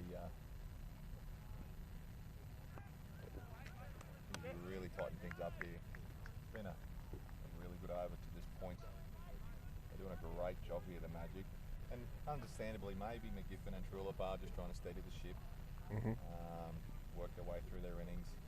As you said there before, Bo, Gibson. Oh, That looks slower to me. Trulip just reaching for that one, but played it late enough, just waited on it. And that's a real handy two there. Yeah, and that's really important when you get that good ball, if you can just hit it just to the right part of the field and pick up twos, threes, chasing a smallish total, turning over the strike, hugely important. And I think McGiffin and Trulip will do it really well. One thing that we've learned from watching 2020 cricket and playing a bunch of cricket is that when there's mostly outfielders, or it's very in outfield, if you can just get it just to the left or right of an infielder, you're probably going to get a couple of runs, if not a boundary, because the outfielder will then have a lot of distance to cover to get there. As Trask continues, short again, hits McGiffin again, and a leg by is scored as the umpire signals that for everyone to see. Trask being super aggressive here towards McGiffin, isn't he? Maybe it's something that he knows about McGiffin.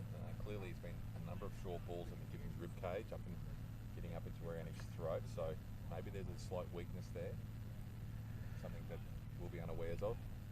Maybe also just acknowledging that it's easy to defend. Like, you know, if you put your fielders back in the right spots, you can probably minimise the damage as well. And as you say, if Giff is not particularly adept at the pull shots or the hook shots, it might be a way of nullifying him a little bit. The senior coach for the Magic just walked by, Hammer Stewart. Incredible energy. He was just jumping out of his skin here early this morning. Couldn't wait to get going. Should we mention our major sponsors as well of the BPL, Bo? We've got Mazda, Queensland Cricket Club, Forex and Sports Corps, all getting behind this incredible concept. I'm sure they'll be well supported. Every time I've driven a Mazda, it's felt like heaven, Mark. It's been a pleasure. So I don't currently have one, but I always do check them out just in case, because they're always a good drive. Short, slower ball there. Again, another short one to McGiffin. McGiffin wanted to cash in. Where is the man? Has he gone from deep? Oh no, there he is. He's camouflaged out there, just underneath amongst the other team warming up. Yes. That's actually a Hornets team over there by the look of it, isn't it? Fine leg is up, by the way. So if it is a straight enough short ball, it could be played fine. As we've just seen just there, it wasn't quite a short ball, but looks like it might be a boundary. No, just cut off by the fielder and 3 runs Quite added. that you just mentioned the fine leg being up, and that's exactly where the ball goes, Bo. So you're ahead of the game, mate. You're ahead of the curve. Sometimes you get lucky, mate. That's all it is. In my case, anyway. McGiffin, a lovely shot there. I'm sure he would have been relieved to get one on his hip as opposed to his throat. From Trask, who has been aiming most things at his chest, as he does to Trulop as well. I'd like to see the pitch map of Trask. Don't think there's been anything sort of on a good length or even fuller. Clearly the Yorker is something that's either not in his repertoire, which I'm sure it is, but just the tactic they're going for at the moment. So slightly different to the Dingoes, where it appeared to be full and straight. Again, maybe it's something they know about these bats. Yeah, and I wonder if there's a deeper tactic here that you know, if you float the ball up, you do run the risk of going for 4s and 6s because that's an easier shot to play as the over comes to its conclusion with a single to Truloff. But obviously a shorter ball, it can be a bit trickier. It can be easier just to keep it to dots and singles. And, you know, if they can get the run rate required past 6 up to 7, even with wickets in hand, that could be tricky on a slow outfield like this one is. So 2 for 37 the Dingoes travel to after 7 overs. So slightly, well, just slightly under where they probably want to be when we're talking about the actual run rate required. But wickets in hand, vitally important. These two can be here for another 4 or 5 overs. I'm sure they'll be really well positioned to launch any sort of attack that needed.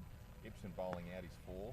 yes, very interesting tactic. There's obviously something that they've just acknowledged that, you know, so far the run rate is, if my math serves, like 5.28 give or take. So that's where they want to be, and they want to try and keep it that way for as long as they can. Ibsen has taken, or the 2 wickets have fallen during his bowling, so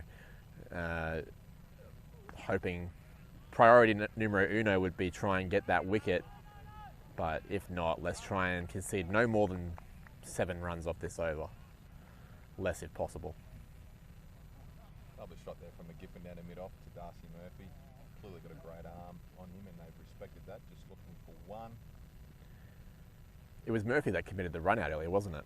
Yeah. Yeah, a good arm. And for a big man, a tall man, he sees the field very well.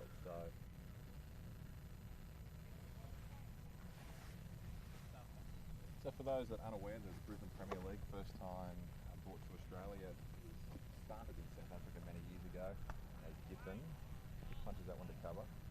It's an opportunity for cricketers really from the ages of probably 10, Giffen under 12s, all the way through to the Opens. There's 7 squads for each franchise, 8 franchises in total. So there's over 800 cricketers that have an opportunity here to showcase their talents as Giffen. Beautiful use of the feet, punches down to Darcy Murphy at mid-off again. Oh.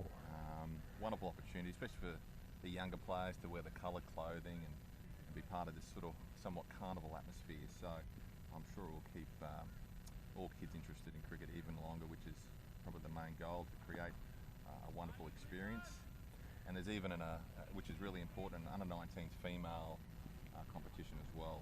So as part of this, that's a fairly tidy over there from Ibsen, who rounds out his 4 overs, and we'll just get some figures there for you.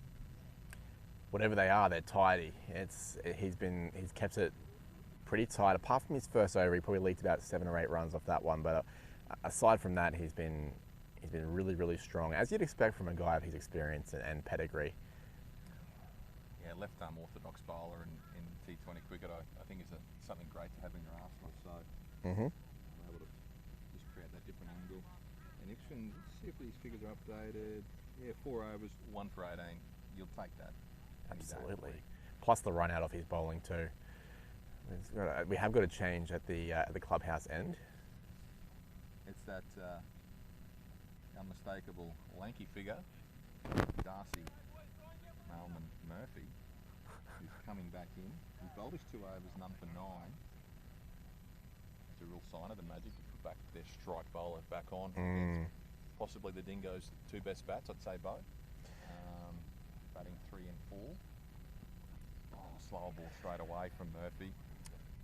It seems like aggressive captaincy to me, and I don't mind it because it's saying to the Dingoes, we're not going to let you just sort of chip your way towards this total. We want to try and seize this momentum off you again, and we're gonna challenge you for this match now. We're not going to let this go to the end. We're gonna try and win this game in the 9th over, as it were. So it's aggressive captaincy. It might cost them later if they need a strike bowler at a later stage, but I don't mind it. I think it's good captaincy. Lovely ball, lovely shot, and just a slight misfill there from Trask. Don't think there was ever a run out on. No. Just a nice little push there from McGiffin getting off strike. Yeah, I think the Dingoes would still be happy enough just to tick along at that 5 or 6 and over for the time being. especially given, as you say, Darcy Murphy has bowled 2 overs thus far. This will be his 3rd. He's one of those strike bowlers. You definitely don't want to be giving him wickets. Slower ball. Trilloff picks that one up, short of a length. Thinking about 2, that's a great bit of fielding out there from the deep square leg field. We won't be able to get a name for you, but tracked around really nicely.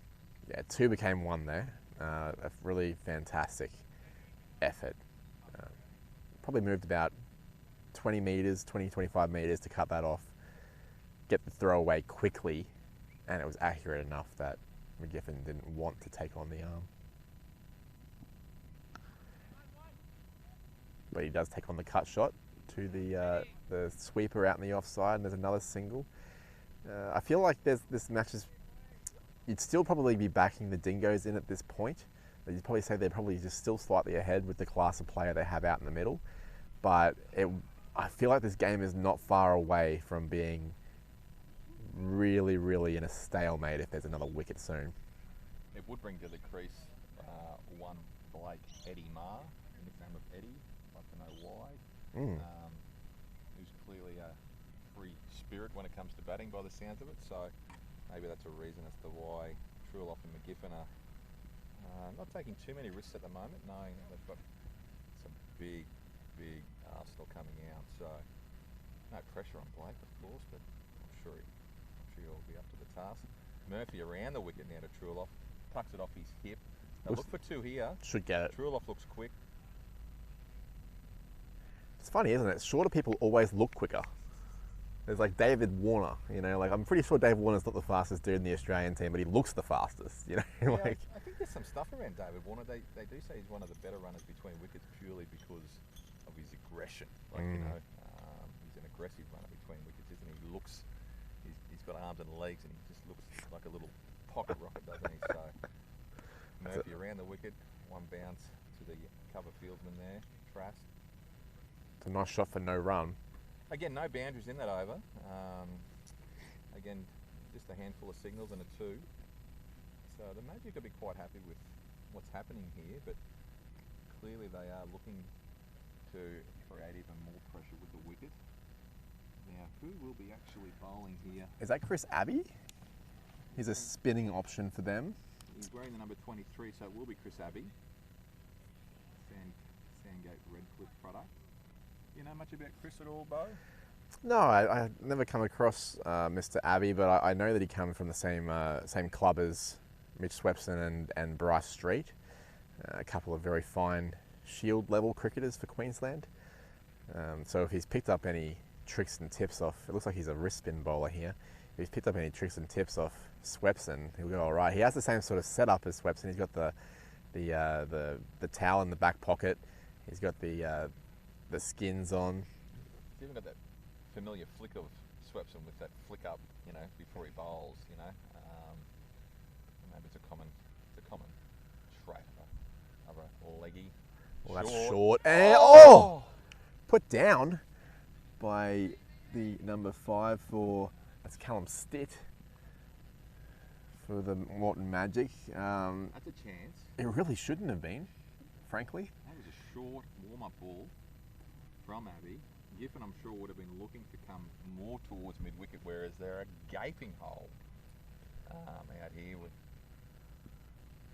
But he gets 2 runs for it regardless.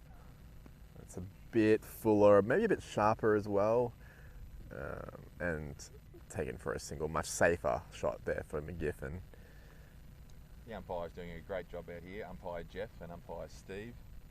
Can sound like the Wiggles possibly, but they weren't brave enough to give us their surname. But no, they're doing a fantastic job. There's been no need to wake up this Jeff. He's been doing a good job. They've had a couple of close run-out calls as well, which you know, they've handled quite well. So, well, we're assuming they have anyway from our angle.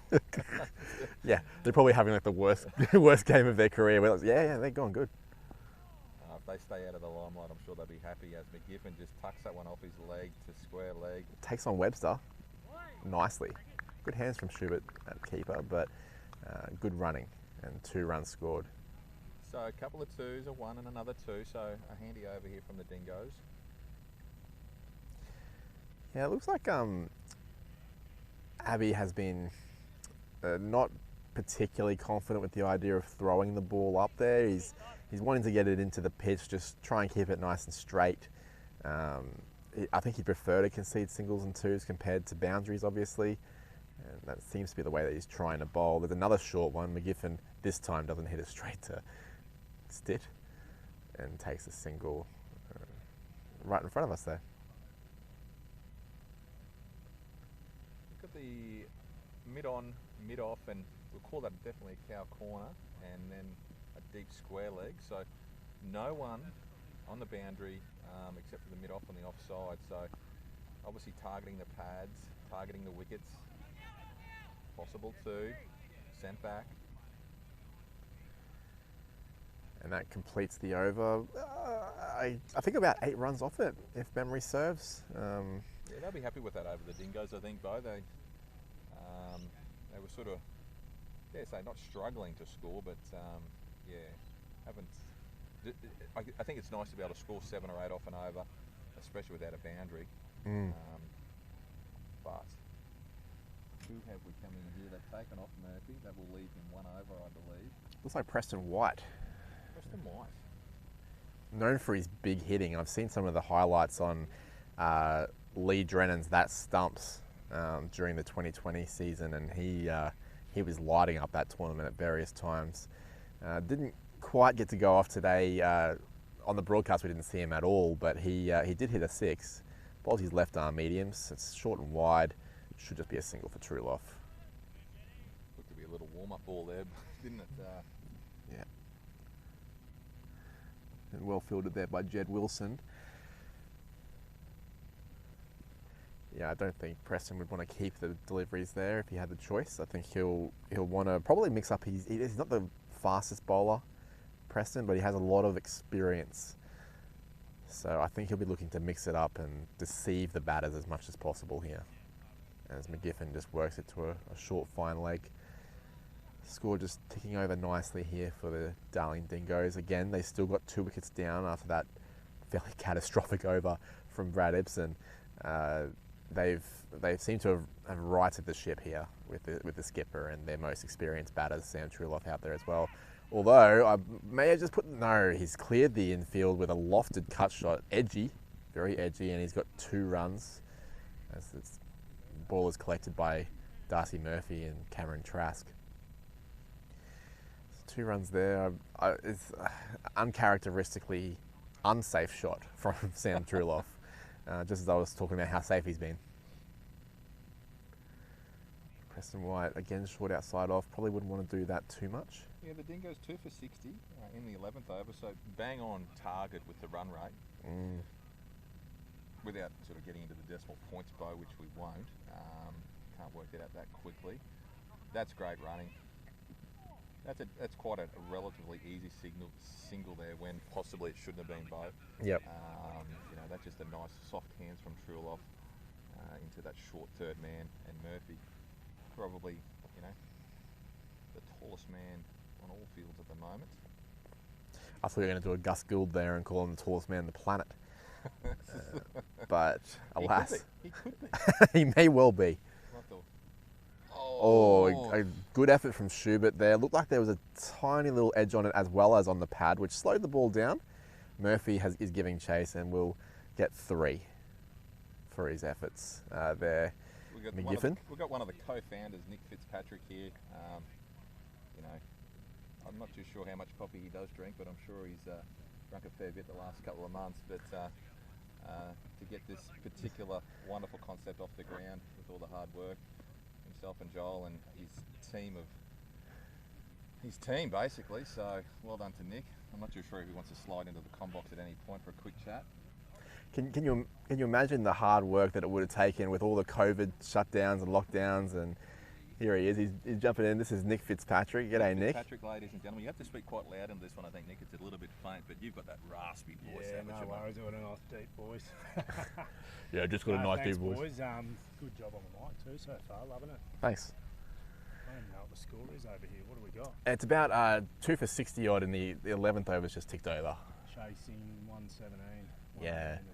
We've got Chris Abbey just about to bowl his second over. He bowled maybe a little bit short in his first over. To Giff and Truloff, is it? Yeah, Truloff facing, yeah. And they've been doing a pretty good job. They had to rescue the innings in the fourth over, and it's been a good effort so far.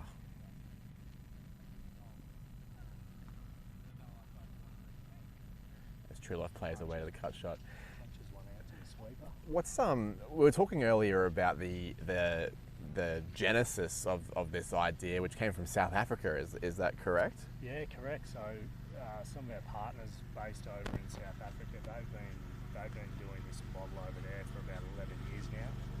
It's at a point where I think they've got over 4,000 players playing in 3 different leagues around South Africa, 3 different provinces. Obviously juniors, seniors, females. So yeah, it's really taken off over there, and we love the concept when they brought it to us, and obviously did a lot of due diligence, speaking to players, parents, team owners, coaches, and the feedback was brilliant. So yeah, we took it and ran, and it's really snowballed since. We've got some key people on at the right time, and yeah. And obviously you couldn't do it without that magnificent team that you have, that you're obviously a part of, and the sponsors as well. We've been talking about Mazda and QCC and Forex and SportsCore. It's great to have them on board. Massive, mate. Yeah, to get that sort of support, on basically a concept with no runs on the board, so to speak. We're thrilled with the support. The sponsors, team owners. And even the buy-in from the players has been awesome. We've got sorry to interrupt there, Nick. We've got a streaker on the field. We've got a small dog. I believe his name is Jarvo, in kit, just heading out towards the umpire. We've got a little hold up in play. This is, I don't know who's just surveying, making sure that everything's going okay. Morton Magic owner Tam Wrigley putting in the big strides out to grab him.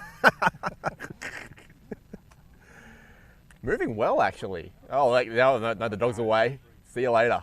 BPL's first streaker. Look at the turn of speed, and away we go. That'll be just off screen for the viewers at home, but that's a nice little nice time for you to join us actually for the streaker. Yeah. It's all happening. So yeah, we were saying there was like hundreds of players that are involved across, the ladies, of course, and the juniors and the seniors, which we're watching right now. So congratulations on getting here, like amidst all the COVID stuff as well, Yeah, thanks, mate. No, that was certainly a bit of chaos a few weeks back. We're actually setting up down at Norths for round 1 on the Saturday when the announcement came out. We had the stream up on the iPhone in the change room. We actually put the tools down about half an hour earlier because we started getting wind that it was going to happen. It wasn't looking great. And then it was a mad scramble to pack everything up and get it off to a storage shed down the road. Goodness. But no, it's awesome here watching the first games. The colour spread out across the 3 grounds is brilliant. And you mentioned 100. Yeah, there's exactly 800 playing opportunities across the females. Obviously the juniors and the senior teams. Got a little bit of we're getting a bit of luxury here because, as you can hear, there's some pegs being hammered into. You're right, mate. We're getting a bit of luxury. We're getting a bit of shade here at Ivan Marsden Oval. Lay it on for you down here, don't we? Yeah, it's been good. We had some technical difficulties to start with, but we worked it all out, I think. Oh, mate, there's some teething issues this morning for sure. The new scoring up, the live streams, the lack of reception where we first set up. But we're away. We're away, and that's the important thing is the cricket's happening. That's the most important thing. As Truloff looks like he's going to be. How are we looking? What's the score? We're updating the app as we speak. My guess would be 2 for mid-70s off 13 overs. 74. There we go. 74 off 12, so Close. you would say that they're looking fairly comfortable at this stage. Yeah, they only need about 40 odd from the next 8 overs, so that's less than a run and ball, isn't it? Got their local hero at the crease and one of their guns as well in Sam Trueloff, who went for plenty at the auction. Who was the most expensive at the auction? Highest was Western Power player Steve Paulson, went for a little bit over $1 million. First $1 million man of the BPL. Right. True Life would have been the next tier down, maybe? He'd be in that conversation? Yeah, I think he was the high hundreds, Trueloff. And Giff was a local hero, so I don't know if you boys have been through how that worked, but yeah, obviously selected before the auction as the man that the Dingoes wanted in their squad. Important to have local DNA from the outset in the playing squad, so that's a good idea. Yeah, I think that was a focus of most, if not all, of the franchises to sort of have a local core, but then add in some talent from around the traps. We've got a really good spread, we've got some country players, subbies players from Sunny Coast and Gold Coast, obviously a lot of Premier Grade players from Brisbane. Speaking of, we have Darcy Murphy. He's bowling his 4th over, actually, so he's bowled... Like a little back of the hand slow ball, that one. Yeah, he's bowled a couple of those, and it has deceived the batters, but Giff, as Mark would say, keeps on giving, and he has taken a single there. That seems to be a pretty good strategy at this point, don't you think, Nick? Just rotate the strike, stay ahead of that run rate. Oh, for sure. As we said, they're in the box seat. They don't need to force their hand at this stage of the game, keep it ticking over. Looks like the power search has been called, by the way, so that's a 2 over period where only 2 fielders are allowed outside the inner circle, as Trueloff smacks it through the inner circle uppishly. You did hear Matt Schubert at keeper calling catch. Good keepers always do. And he's hit that cut shot in front of, almost through cover, really. It was an unusual shot. Yeah, but it was kind of a cut shot / back foot punch through the covers. Maybe they are going to make a little play here and try and put the game to bed. Yeah, well, I mean, these are the 2 batters you want. They've been there since the 4th over. So if, highest profile players in the side as well. Good running from Trueloff. Yeah, they've got a strong top order, the Dingoes, with Marbo in there as well. I know he didn't get many today, did he? But Hasn't batted, he's next in. Yeah, he's next in. I thought I saw his name up there. Yeah, so he's even yet to come, and that just speaks volumes to what you're talking about. This the depth that they have. No, they're certainly one of my picks to be there in the final potentially. There was a poll that went out, a fan poll to see who the strongest squad was. Who ended up winning that one? Do you remember? Oh, I can't remember, mate. I think it might have been. I think Morton may have been in the conversation. Yeah, they Morton had a really strong squad, but they've unfortunately lost a couple To the change of schedule. They got Straub sitting over there, Chris Sarberg over in Perth. Right. He's an absolute weapon in the short form. So Yes. and his issue is he can't go back without quarantining, so he can get over here. But at the moment, the rule is that if he goes home, he still has to quarantine for 2 weeks. So as soon as that opens up, hopefully in time for next week, we might be able to see him. Hopefully, a former Heat player, maybe even before the Heat when he played. Yep. They've also got Nick Buchanan, who's currently up running the O'Neill's merch tent. Huh.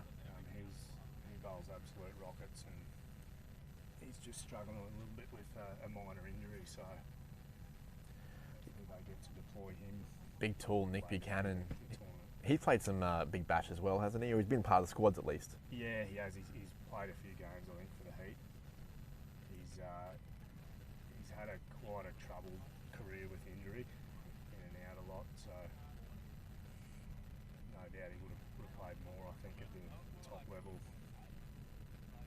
And his body held up for him. So we're finally here. It's the first day. It's happening. So what are your emotions like at the moment?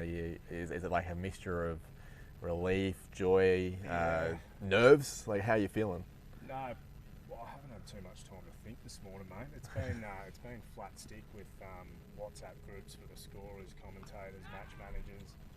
Obviously the 19s are over at Ipswich Grammar, so we've kind of been helping out from afar over the phone. So, but no, I think last night it was a lot of relief when we realised, okay, the weather's good, COVID's good, we're actually going to get this thing underway. So, yeah, over the moon, as we said, you know, the support we've got from players, you know, even you guys coming out to commentate and things like that has been brilliant.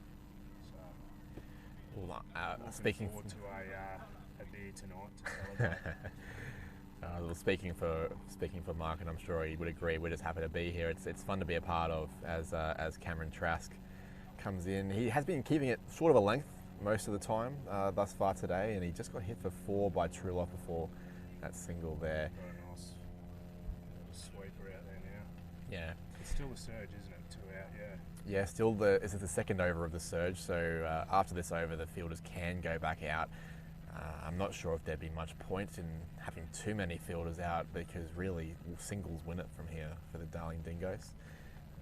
Yeah, it's a tough one when the game's positioned like this. It's like, do you attack and try and wrestle the momentum back, or do you leave it out and try and push the game and take it as deep as you can, and you know, hope that one of your bowlers can pull out a miracle in the last over? Well, we saw a minor miracle where, I mean, Brad Epson, a high-quality bowler, he got 1 for 18 from his 4 overs, but in the 4th over, it was just, it created a run-out off his bowling, just a really good bit of fielding from Darcy Murphy, and then the very next ball, he's bowled out Nick King, and suddenly the game was on the line. Yeah, 2 wickets in a row, I did see that. No, it's great to see Hippo involved, actually. I used to play against Hippo back in the day. I think he's early 40s now, so I was actually really shocked he didn't get picked up in the auction in the first round. He came in as a replacement player from an injury. Right. He used to play for Queensland, am I right in saying? Yeah, he's played for Queensland and played for the Gold Coast Dolphins down there for many years. Obviously still letting him go fairly well. Yeah, he looked a bit rusty in the first over, dropped a couple short, but then he found his rhythm and he had a great spell. He actually told me before the game he tore his calf on Monday. Oh. It can't be too bad if he's got 1 for 18. He's doing okay. Is tearing a calf just getting out of bed when you're 40? Is that what that is? Yeah, it must be. So Truloff and McGiffin well in control here. Probably expecting something short of a length. Oh, it's full and slow. Wide. And wide.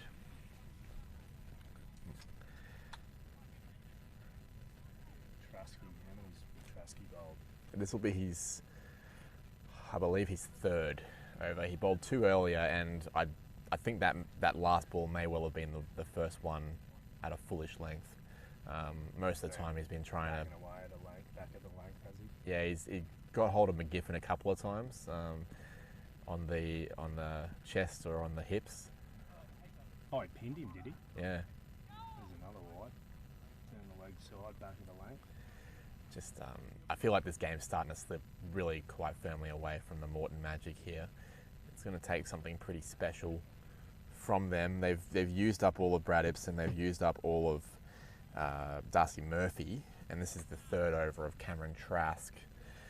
I'm just wondering where this X factor is going to be that brings about the wicket. Yeah, as you said,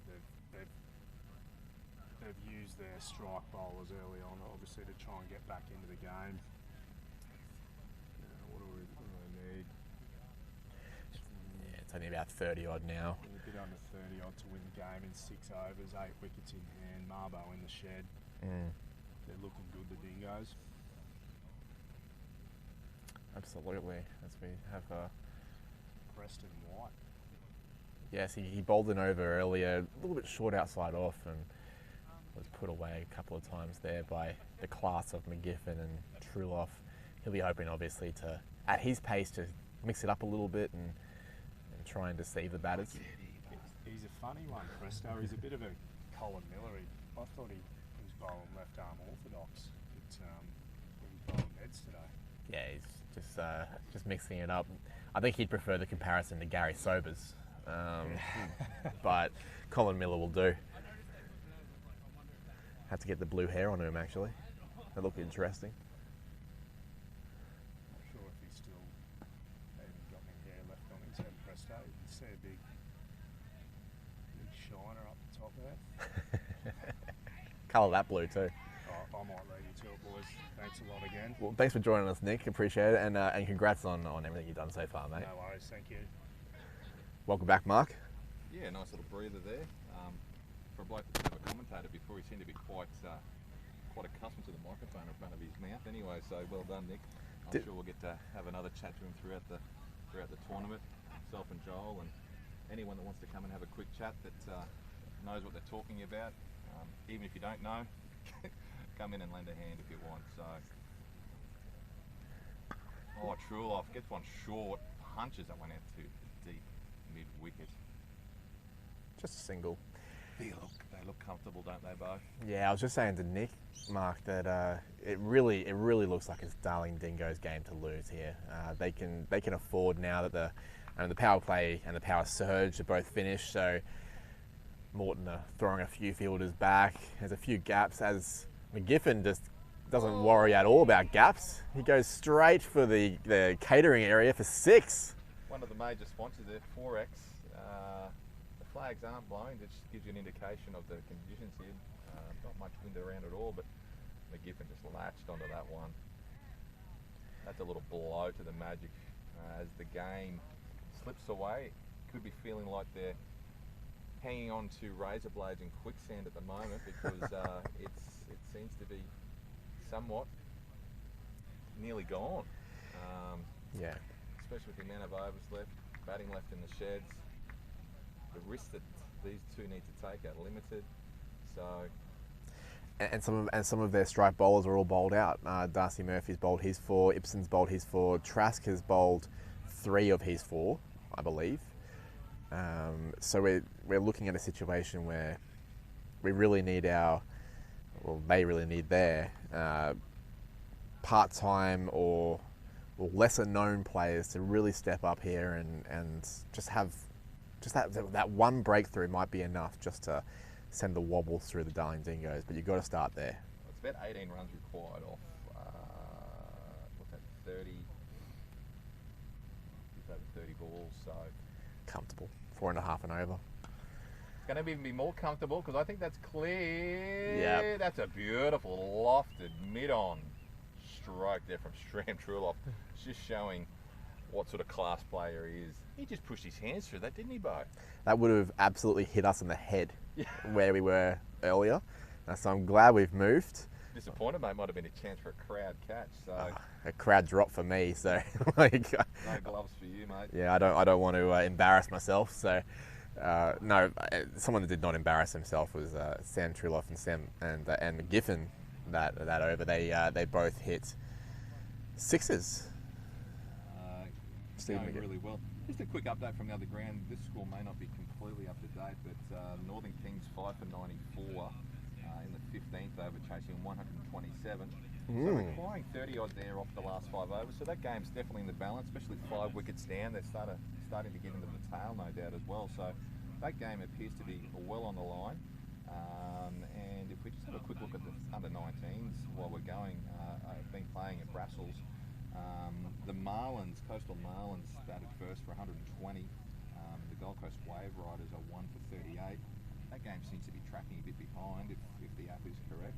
And the Morton Magic versus the Dingoes. The Morton Magic were 5 for 78 after their 20 overs. So, goodness, is that an indication of the pitch over there? Maybe not, with the Dingoes cruising at 1 for 46 off 8. Right. So, yeah, the Dingoes looking for a little win-win with the seniors and the 19s straight up. So yeah, the Dingoes young opening the batting, 25 off 25, and Crump, I believe, is the captain, 18 off 18, seem to be doing it quite easy. So yeah, a couple around the grounds from the 19s as well. Thanks, Mark. As we head into the last stanza of this game, 10 runs to win here for the Dingoes. Trill off, bottom edge to the keeper, no run.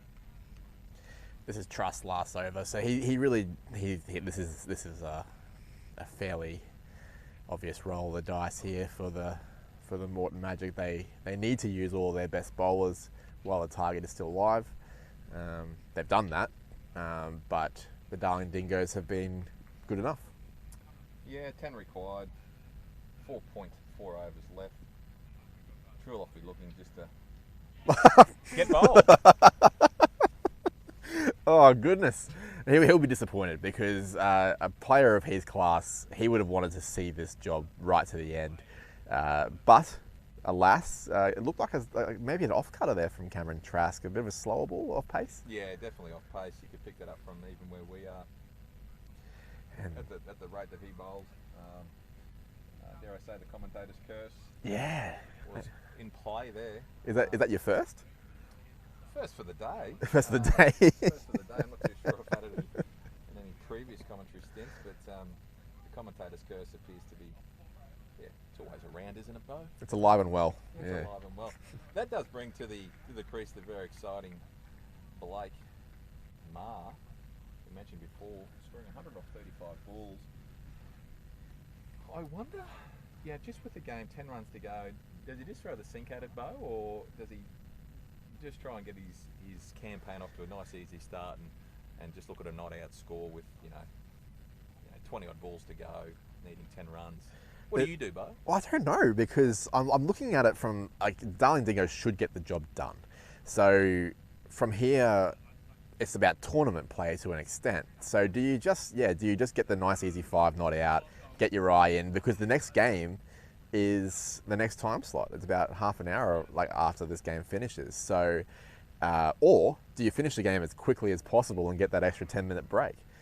I don't really know. It looks like he's pretty happy to get his eye in, just judging by that shot. Just a little back foot defensive shot to cover. Because you still don't want to get out first ball in any scenario, but No. will he be torn between two minds? What have they done with the field here? They've pretty much got all men inside the circle except a deep mid wicket and a deep mid on. I can't see anyone out on the off side, so clearly, trying to cut off those singles. Good idea to the new batter, I think. Well, I think just in the game situation, trying to just create a wicket if you can, and just put a bit of nerves through the Dingoes lineup, which really, with only 9 runs required now, it would be a catastrophic if anything went down for the Dingoes now. But the credit to the Dingoes, they've prowled well, haven't they, as a pack, and they've been well in control nearly the entire game. I think Giffen just a little push to cover. That's an easy signal. That's smart batting. That's smart backing up. That's good awareness, which you would hope that these men do have at this particular stage of their careers. Yeah, the Magic start was promising, wasn't it? None for 10 off the first over. I know that's only 1 over, but the intent was there early to look to score. But early wickets and a trickle of wickets throughout their innings stemmed the flow. It just had no flow. Is probably a good word for it, right? There was no rhythm to their batting innings. It just seemed to. Well, the rhythm was staccato. It would keep going and stop, and then keep going and stop, and they never generated the kind of run rate that they were looking for, and that has not been a problem for the Darling Dingoes. I feel like they could have chased, judging by how easily they're doing this, they could have chased probably more runs. Morton Magic needed probably, we talked about that 140 figure. I feel like that would have been more of a challenging total, seeing how this game has panned out. And with those 2 wickets that fell in that Brad Epson over, a higher target would have certainly sent some more nerves through the Dingoes camp. Yeah, they were just able to establish themselves quite easily. Trill off and McGiff pushing the 1s and 2s, which we highlighted throughout their probably that 6-7 over period. Yeah, I'm not too sure how many overs there were without a boundary, but there were probably a considerable amount. We don't sort of have those stats on hand, but just keeping that strike 4-5 and over was probably enough at that point. Great bit of fielding there from Trask. Oh, Hits lovely. The stumps. Could be an overthrow. No. I like that from Trask because there's not a lot of upside to throwing yourself around with a game to come in the next hour at this game situation, but he's still throwing it out there for the team. And it's interesting that this is the first morning of these guys playing together, and he's already developed that want just to do what's best for his mates, which is good to see. Yeah, Blake Maher just pushing one to Gala, which shows his just intent just to play the smart option here, and he might just look to be a not out, get his eye in and take some confidence and confidence into the next game, where the Dingoes will be taking on the Coastal Marlins. It'll be interesting to see if the result of this game sort of changes any of the tactics for the next game. For example, McGiffin and Truelove have their eyes in. Do you open with those guys in the next game? Is that something that you could do? Or with Ma not getting much of a go, do you put him up to number 3 now that he's had a little go, and you just want to get some runs into these guys, some time in the middle, or do you stick with the same as he goes upish past? Oh, that's a wonderful effort, but I think he's kept it in. Well done. I'd say he has there. That's a beautiful bit of fielding there. That was who was that out there? That was Jed Wilson. Jed Wilson, great bit of fielding. Just as I was saying, McGiffin, I thought they might keep the cue in the rack for the last few overs, but not based on that shot. But no, clearly just that confidence, knowing if the ball's there. Had a fair chop at it. The field they've got is fairly conducive to that kind of shot too, especially if it's full. And I think that's a couple.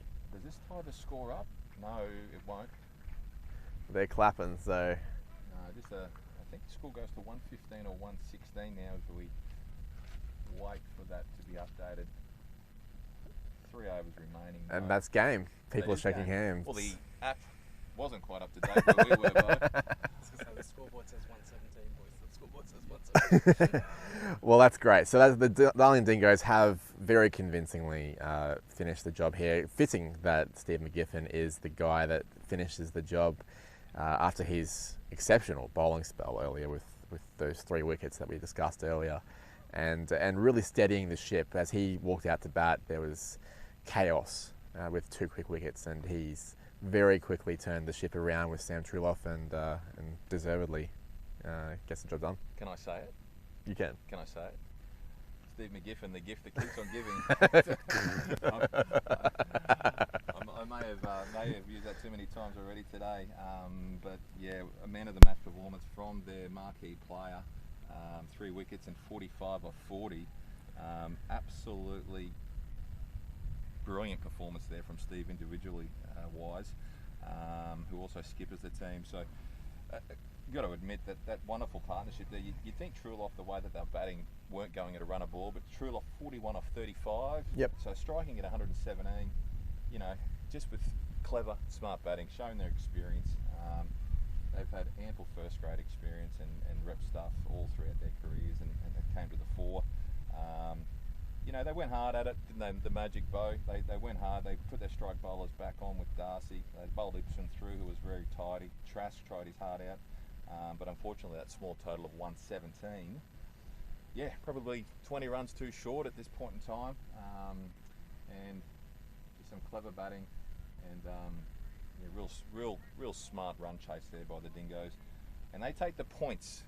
Really important, I think, in this sort of contest where they haven't actually played this tournament before, to get off to a win. Yep. And they'll be absolutely thrilled going into their second game with a win under their belt. Bit of confidence as the Magic regroup, have a chat, and we see the next team sort of coming out to warm up here on field 2 with the Western Power up against the Southern Rockets, and they'll be commentated by Joel and Daniel, I believe, 2 experienced guys that know the game inside out. I think, Bo, we move over to field 3, the Pirates v the Wave Riders, and on field 1, it's the KO game with the Dingoes taking on the Marlins. So, cricket everywhere, Bo. Are you happy about that? I'm very excited, and well, it sounds to me like the Rockets, we might need to take off and go and head across to field 3. So it's been a pleasure covering this game with you, mate, and great to have Nick Fitzpatrick on as well. Yeah. And I will just round out by saying the Kings, with a couple of overs left, only need a few runs. So it looks like the Northern Kings will take the Chockies there in the other game this morning.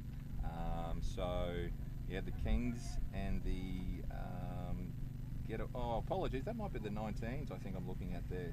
Kings need 4 to win. Yeah, so we are right there. So super start there from the Kings. We'll round off here, Bo.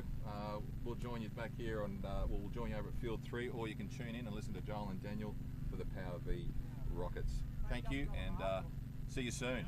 See you soon.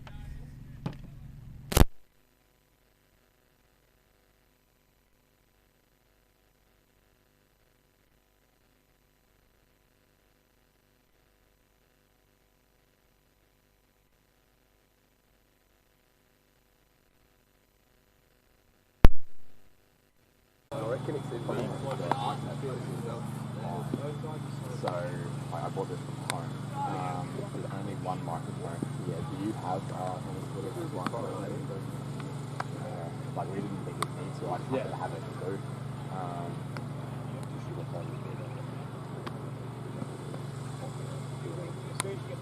I won't plug it anyway. So Next time, have a high and a flat. yeah. So you just need to throw it out here. But yeah. I haven't touched on it. Get 10:30 with the dumb idea or something. Well, hang on, let me talk about. Yeah, and I'm both. Daniel, lovely to meet you. You can see. Yeah, it's good fun, guys. Have fun. Awesome. We had a stuttery start. Did you guys hear about that? Yeah, Nick was when I got here, because I got here pretty early. I was